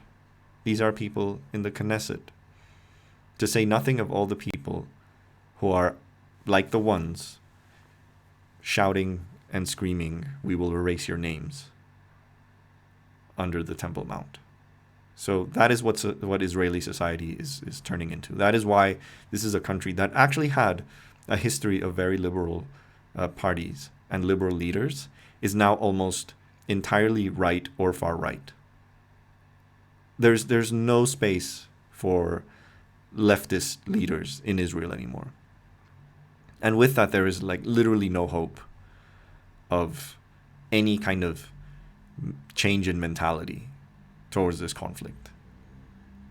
So let that sink in. But the only thing I think that can help us now is that those radicals will realize Israel is there to stay. You cannot change the Middle East map by firing rockets, and they need to stop David? violence. Yes, I understand that. But didn't Itzhak Rabin, wasn't he in the middle of negotiating peace for land, and he was murdered for his trouble by an Israeli? I think Itzhak Rabin was a leader. Of course, the tragedy of the fact he was assassinated is a horrible thing. But Itzhak Rabin was not the only one who was trying to achieve peace. Actually, all Israeli leaders were trying to reach peace. I think that Israelis always believed in peace, and we still believe in peace. But we are realistic, and we know that terror organization like Hamas, that its ideology and its manifesto is destroy Israel and not to recognize the right of a Jewish state to exist. This is a really, really important point that I need to jump in here. So to most people, what she just said, the right of a Jewish Israeli state to exist, that will sort of be what you've kind of heard of, Arabs refuse to recognize the existence of Israel.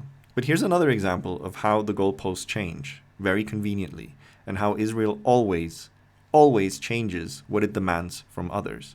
So it used to be the case that organizations like the PLO in their charter specifically said that they don't recognize Israel's right to exist. And this was very controversial at the time.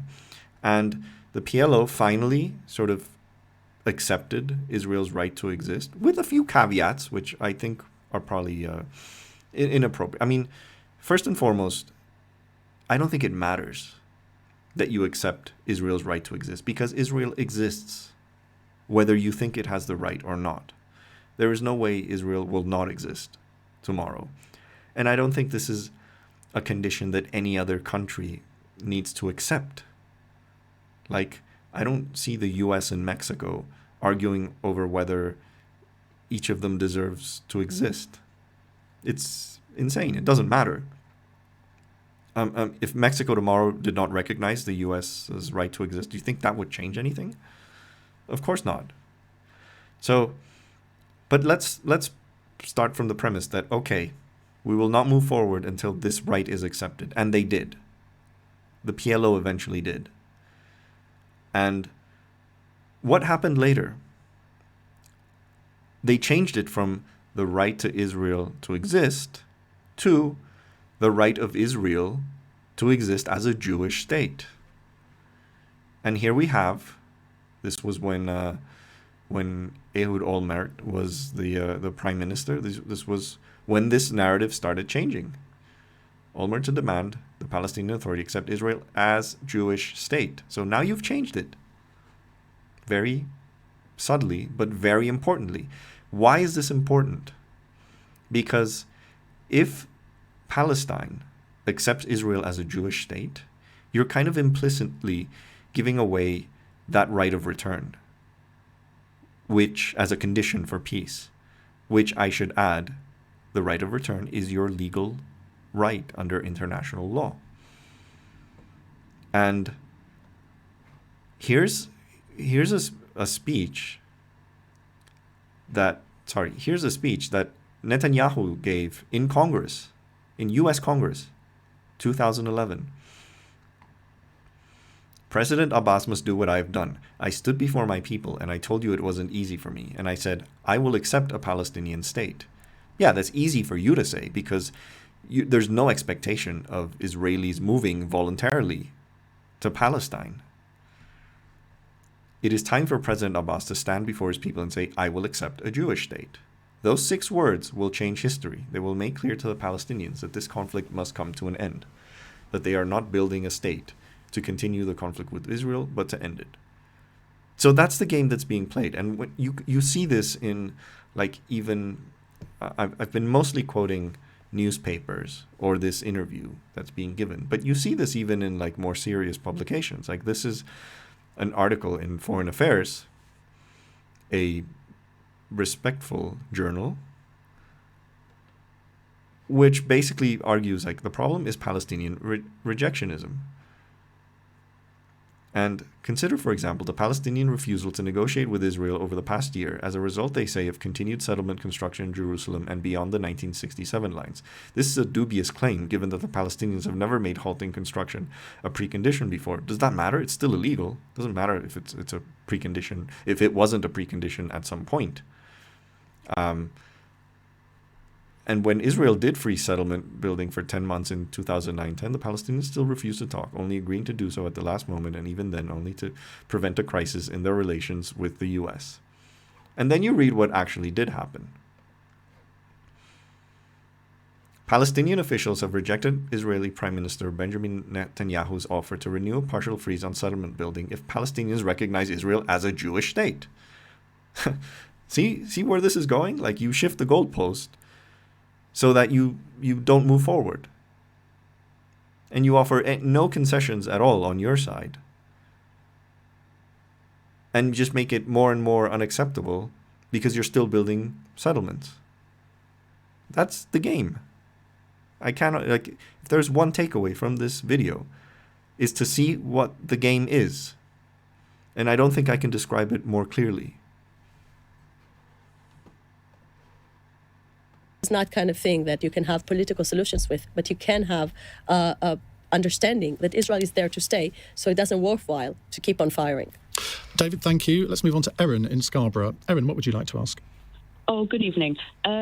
What I'd like to ask the ambassador is if she feels that Hamas actually represents the Palestinian people in Gaza.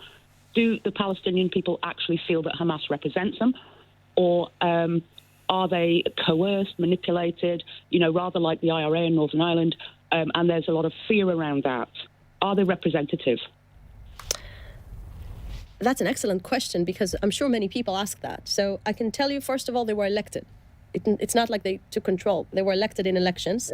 And part of the reason that the Palestinian Authority refused to have an election at the moment is the fact Hamas was getting stronger in the Palestinian street. So I don't know. I cannot speak on behalf of the Palestinians in Gaza, of course. I'm the Israeli ambassador. But at least as a matter of historic fact, they were elected. And we didn't see, I would say, different trends among Palestinians when it came to Hamas leadership. But I prefer, truly, invite a Palestinian in Gaza. He will tell you what he thinks about Hamas leadership. Or she. Or she. Erin, thank you very much. Let's move on to Faris in Ealing. Hello, Faris. Hi. Hello, what would you like to ask? So, Mr. Ambassador, I've been listening to you for the last hour or so. You've been lying quite a bit, but I think we'll be spending an eternity here trying to debunk that, so I'll just ask my question. My question is, even though we know that under international law, transferring a population into occupied territory, which East Jerusalem is one of those, is illegal, your government is currently pursuing removing Palestinians from their homes in order to return the homes to its supposedly rightful owners, who were Jews before 1948. So my question is, since you seem to care about who the rightful owners were prior to 1948, will you be removing Jews in Israel from their homes and returning those homes to their rightful owners, which are the Palestinians? This is such a good question, and there is no way that she can answer it without mental gymnastics worthy of an Olympic gold. Let me say again about the Sheikh Jarrah issue. It's basically asking about Jerusalem, Sheikh Jarrah. Again, I'm not interfering, and this is not the Israeli government role to interfere in the decisions that a court will make. And you're making, I would say, a presumption that this is a governmental decision, but it's actually the court's decision. So it's a state decision. Courts are part of the state. I said that at the beginning of the video. You cannot weasel your way out of this. Courts interpret legislation. They interpret laws. Governments define those laws. So it is a government issue. Not directly, but it is. So if we have a situation where a court in Israel determines that in fact it is legally fine to expel Palestinians from this neighborhood because it used to be Jewish at some point in history, what does this say about Israeli law? That really is the gist of this. And so she's weaseling out and cannot answer this question directly, so has to present this as being almost like a court battle between private developers. That's not how it works. So all I can tell you is all Arab Israelis have equal rights in Israel. And there we go again. This is in East Jerusalem. So once again, she's weaseling out with this talking point of like Arabs and Jews have the same rights. We're not discussing those rights. We're not discussing what's going on in Israel. We're discussing what goes on with Palestinians in occupied territories. No. Unless, by the way, she's implicitly assuming that East Jerusalem is part of Israel, which is illegal. No one is transferring anyone. The last people that were really transferred were Jews being uprooted from their houses next to Gaza in order to achieve peace. And unfortunately, it didn't bring the right results. So last time that I remember Israeli government uprooting people, losing their homes, it was Israeli people, Jews. This is what I can tell you. And again, I really feel bad for the fact that this issue of Jerusalem is being manipulated as if this is the reason they've been firing rockets on our cities. This is not the reason. The reason is because they refuse to accept the idea of a Jewish state in the Middle East, and this is unfortunate. Faris? Well, again, she's continually lying. In fact, the vice mayor of Jerusalem. You can have a difference of opinion, Faris, without accusing someone of lying. No, but there's a difference of. Oh, I think you can call that a lie. You can call out anyone for openly lying, and I've said that Iain Dale in general did a pretty good job in this interview. The one thing that he has not called her out on, and she's done it multiple times, is this equating an issue involving Palestinians in occupied territory with the rights of Israeli Arabs in Israel. So she's gotten away with that on numerous occasions, and he hasn't called her out. That's the one big flaw in this interview on his side. Opinion, and they were just blatant lies, right?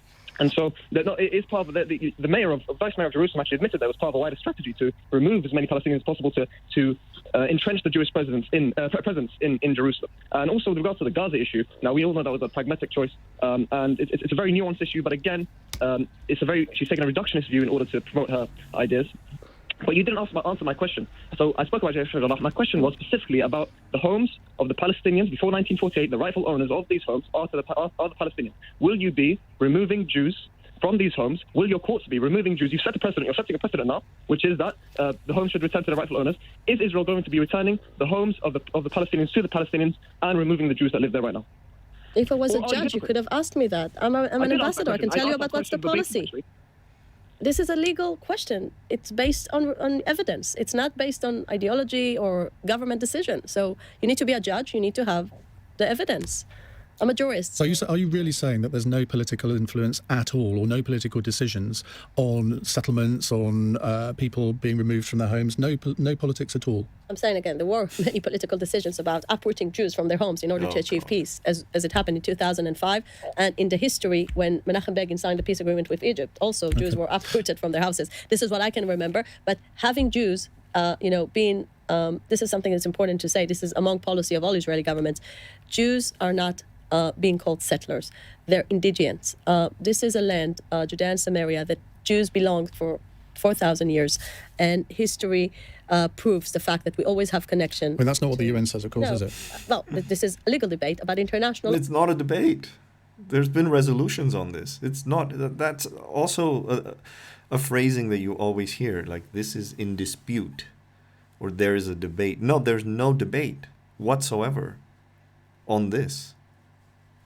The Israeli occupation of Palestinian territory since 1967 has been ruled by international courts as being illegal. Period. Full stop. Like, you have to part from that point. And you have to part from that anything that happens beyond that point is a reaction to that act of illegality.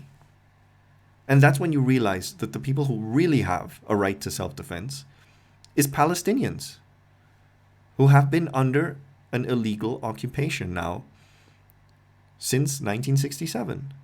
If you don't part from that premise, you're missing out the whole thing. And you're not being an honest actor. And she is basically repeating a Zionist argument. And that's also what's been different, I should add, of the debate we're having around the Israeli-Palestinian conflict now that we didn't have before. Before, it was almost like pointing out Zionism was seen as anti-Semitism. And now it isn't. Because now it's so obvious that there is a religious explanation for what they're doing, a religious justification. And we see it as well. And this is, I'm not making this up.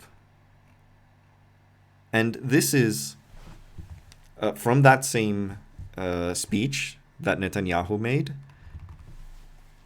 This is an actual quote from Netanyahu. And I'm copying this from the actual Israeli Ministry of Foreign Affairs website.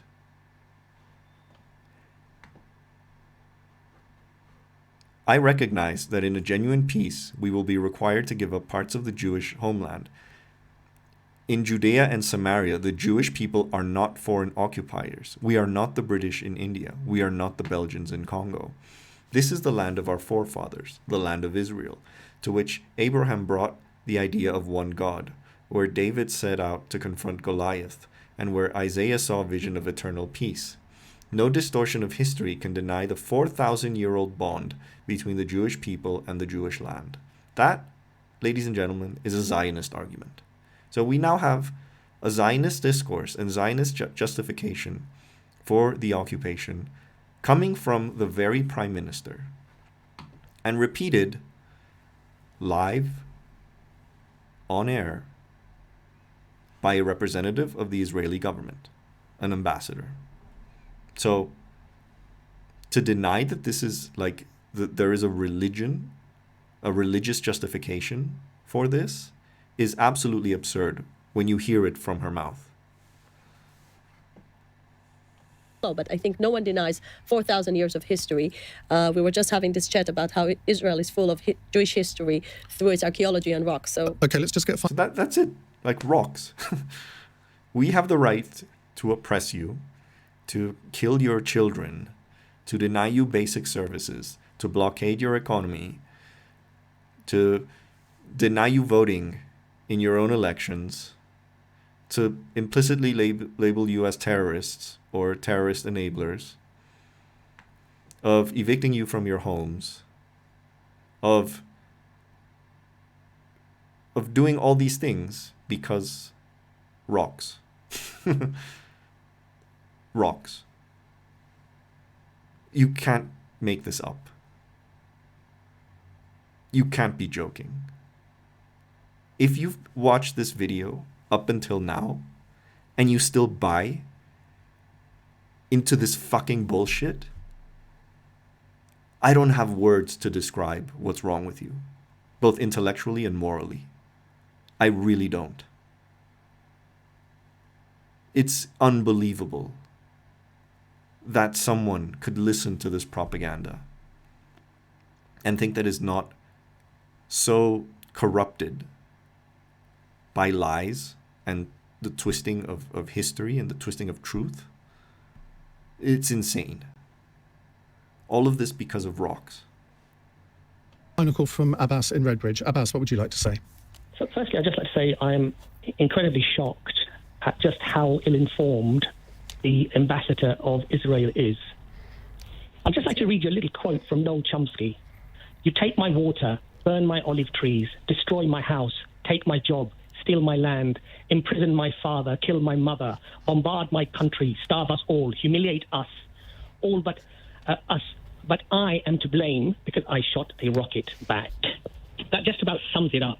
Just about everything you've said, Ambassador. I've fact-checked you on ifamericans.org, written by Western academics, by the way.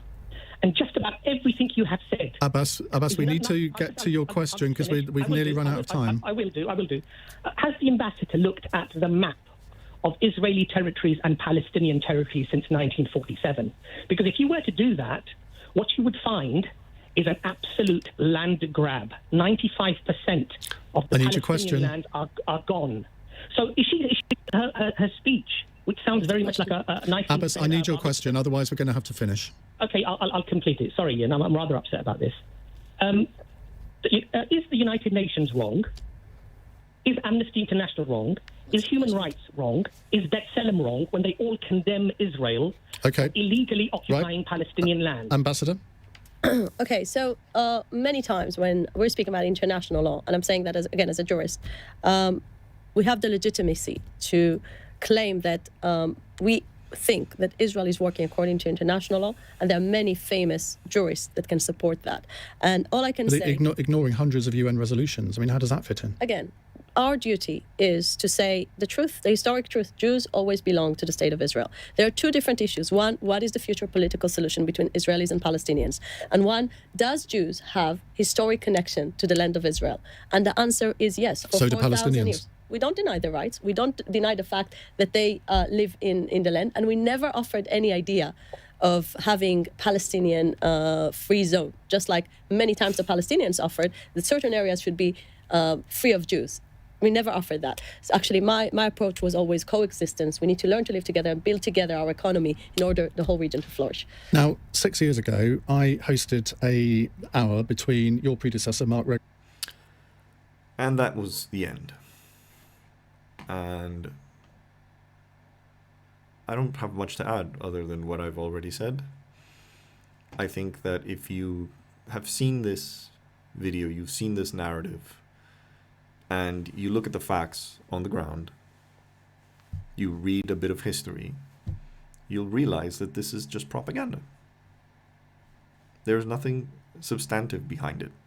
And it's just all designed to perpetuate a status quo that is deliberately designed to screw over Palestinians. And I said during the video that I was going to show another video where the issue of, because I think maybe if you're still among the few, hopefully the few, who still insist on thinking that, well, there were efforts at peace in the past, but it was the Palestinians who consistently derailed all the peace efforts. If you're the kind of person who thinks this is what this next video is about. And it's basically a debate between Norman Finkelstein and Shlomo Ben-Ami, who's a former Israeli foreign minister. And if you don't know who Norman Finkelstein is, he's a U.S. academic, professor. He has been very critical of Israel, and as a result of his criticism of Israel, he's been denied entry into Israel. So clearly the right of return, supposedly, that applies to Jews, any Jew around the world, doesn't apply to those who criticize Israel. So it was hosted on Democracy Now!, which is a really good independent lefty show. I strongly recommend it. And I'm not going to show the video on the Democracy Now! Website, although I will link it in the description. I'm going to show the YouTube version so I can speed up the video a bit, because Norman Finkelstein speaks really slow. So I don't want to spend another 20 minutes just watching a video. I know you're all tired. It's been over an hour.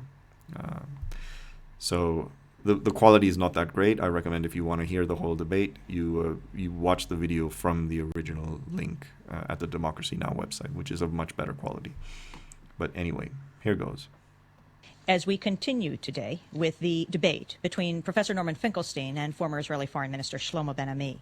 Since the outbreak of the latest Palestinian Intifada in the fall of 2000, the subject of what happened during the final round of peace talks at Camp David in July 2000 and at Taba in January 2001 has been the subject of much debate. The Israeli government and its supporters have blamed the Palestinians for rejecting what they say was a generous offer that would have given them a viable state. The Palestinians say Israel never made an offer that even approaches meeting their minimal rights. Each side has used the other's alleged position to assign blame for the violence that's plunged the conflict into deeper chaos. We begin this part of the debate with Professor Norman Finkelstein talking about the peace talks at Camp David in July 2000. My concern is, let's look at the diplomatic record, the factual record. What were the offers being made on each side of the Camp David and the Taba talks? And the standard interpretation, which is, you can call it the Dennis Ross interpretation, which I think, unfortunately, Dr. Ben-Ami echoes, is that Israel made huge concessions at Camp David and Camp David and Taba. Palestinians refused to make any concessions because of what Dr. Ben-Ami repeatedly calls Arafat's unyielding positions, and that Arafat missed a huge opportunity. Now, it is correct to say that if you frame everything in terms of what Israel wanted, it made huge concessions. However, if you frame things in terms of what Israel was legally entitled to under international law, then Israel made precisely and exactly 0 concessions. All the concessions were made by the Palestinians. Briefly, because we don't have time, there were 4 key issues at Camp David and at Taba. Number 1, settlements. Number 2, borders. Number 3, Jerusalem. Number 4, refugees. Let's start with settlements. Under international law, there is no dispute, no controversy. Under Article 49 of the 4th Geneva Convention, it's illegal for any occupying country to transfer its population to occupied territories. All of the settlements are illegal under international law. No dispute. The World Court in July 2004 ruled that all the settlements are illegal. The Palestinians were willing to concede 50% of the Israeli settlements in the West Bank. That was a monumental concession, going well beyond anything that was demanded of them under international law.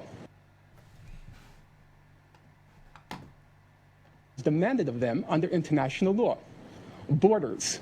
The principle is clear. I don't want to get into it now because I was very glad to see that Dr. Ben-Ami quoted it 3 times in his book.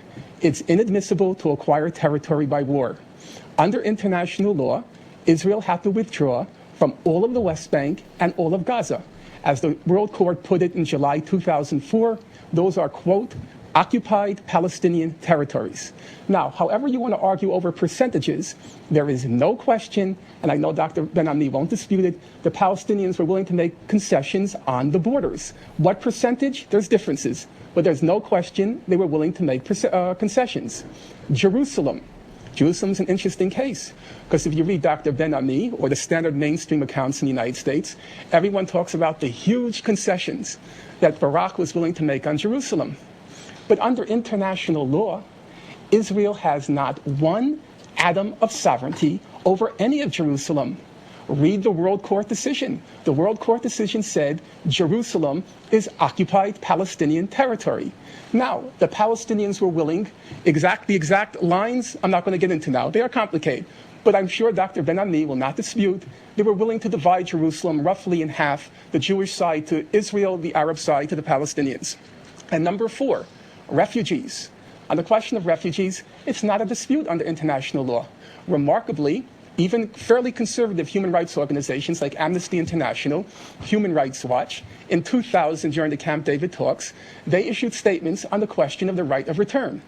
And they stated categorically, under international law, every Palestinian, roughly 5 to 6 million, has the right to return, not to some little parcels, 1% of Israel, which Israel is about, Israel would swap, return to their homes or the environs of their homes in Israel.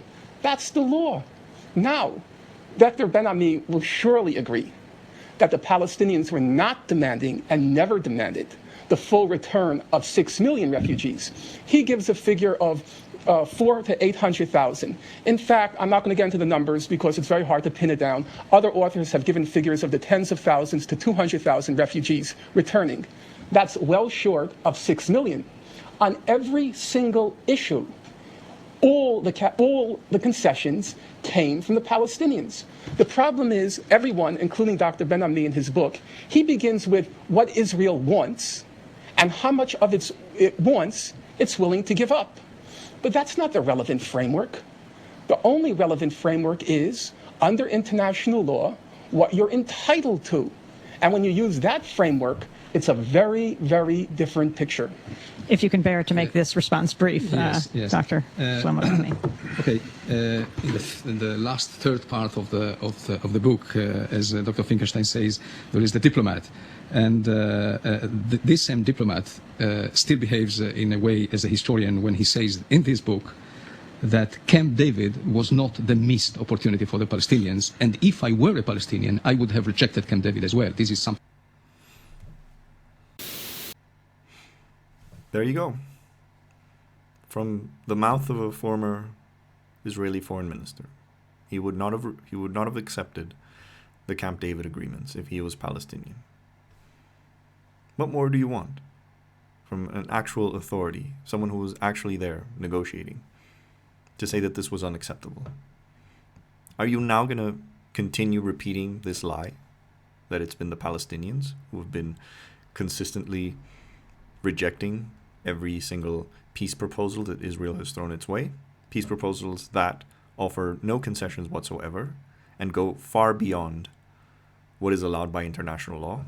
And that's really why I'm sharing this video, because I think the framing that Norman Finkelstein gave is very useful, because if you part from the perspective of what international law allows as opposed to what Israel wants, you'll realize Israel is offering nothing to the Palestinians, absolutely nothing, and expecting huge concessions on Palestinians' behalf, which they are not required by international law to accept. That is the main issue here. That and the constant changing of the goalposts of what Israel demands from Palestine. And I gave the example during the video of the right to Israel to exist, and how that suddenly changed into the right of Israel to exist as a Jewish state. And you might think that these are just words, that it cost you nothing to just say that you accept this.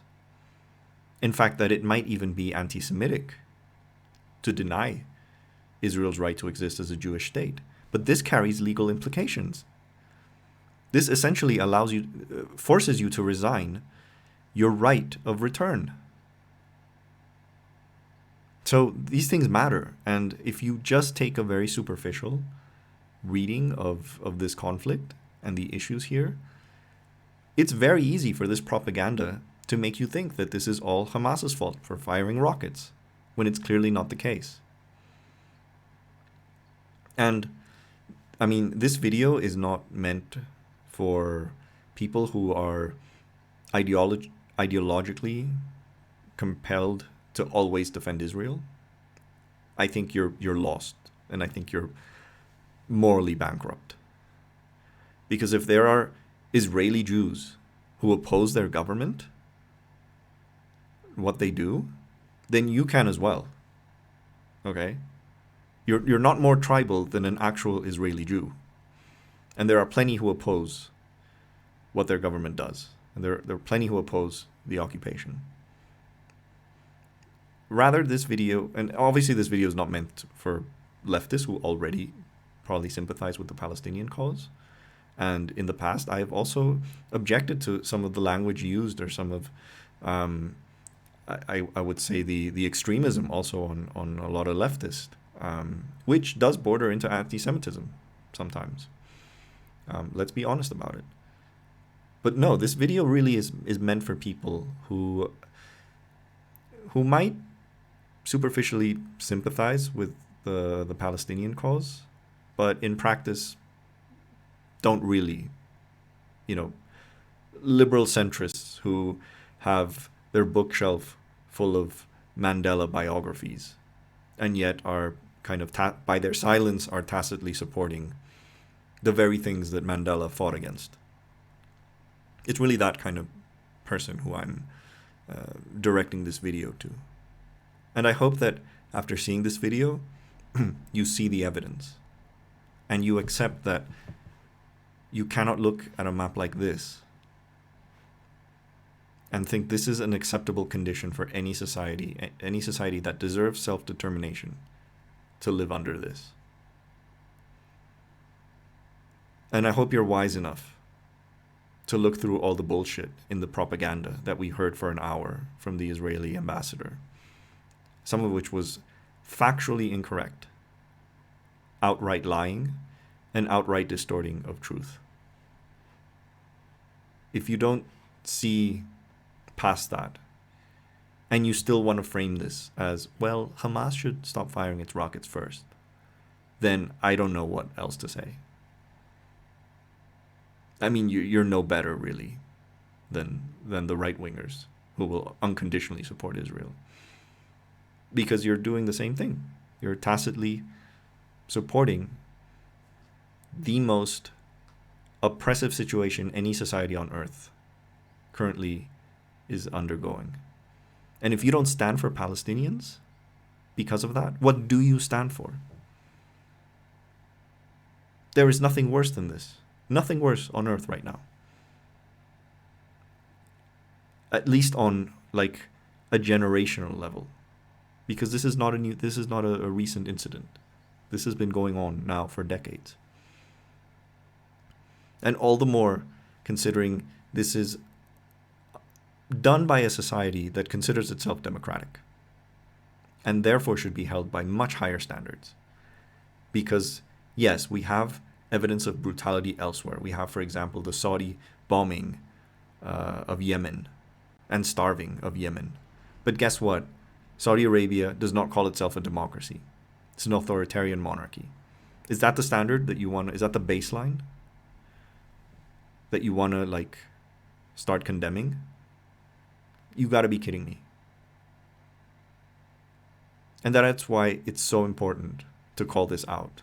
And all the more because at least those people who do sympathize with the Palestinian cause, it is often very difficult to feel that your voice is heard or that anything you do has any tangible beneficial outcome on the ground. Because you can donate to a charity, but you don't really see how that donation manifests itself into something positive. And you feel powerless because of it, because you cannot do anything about it.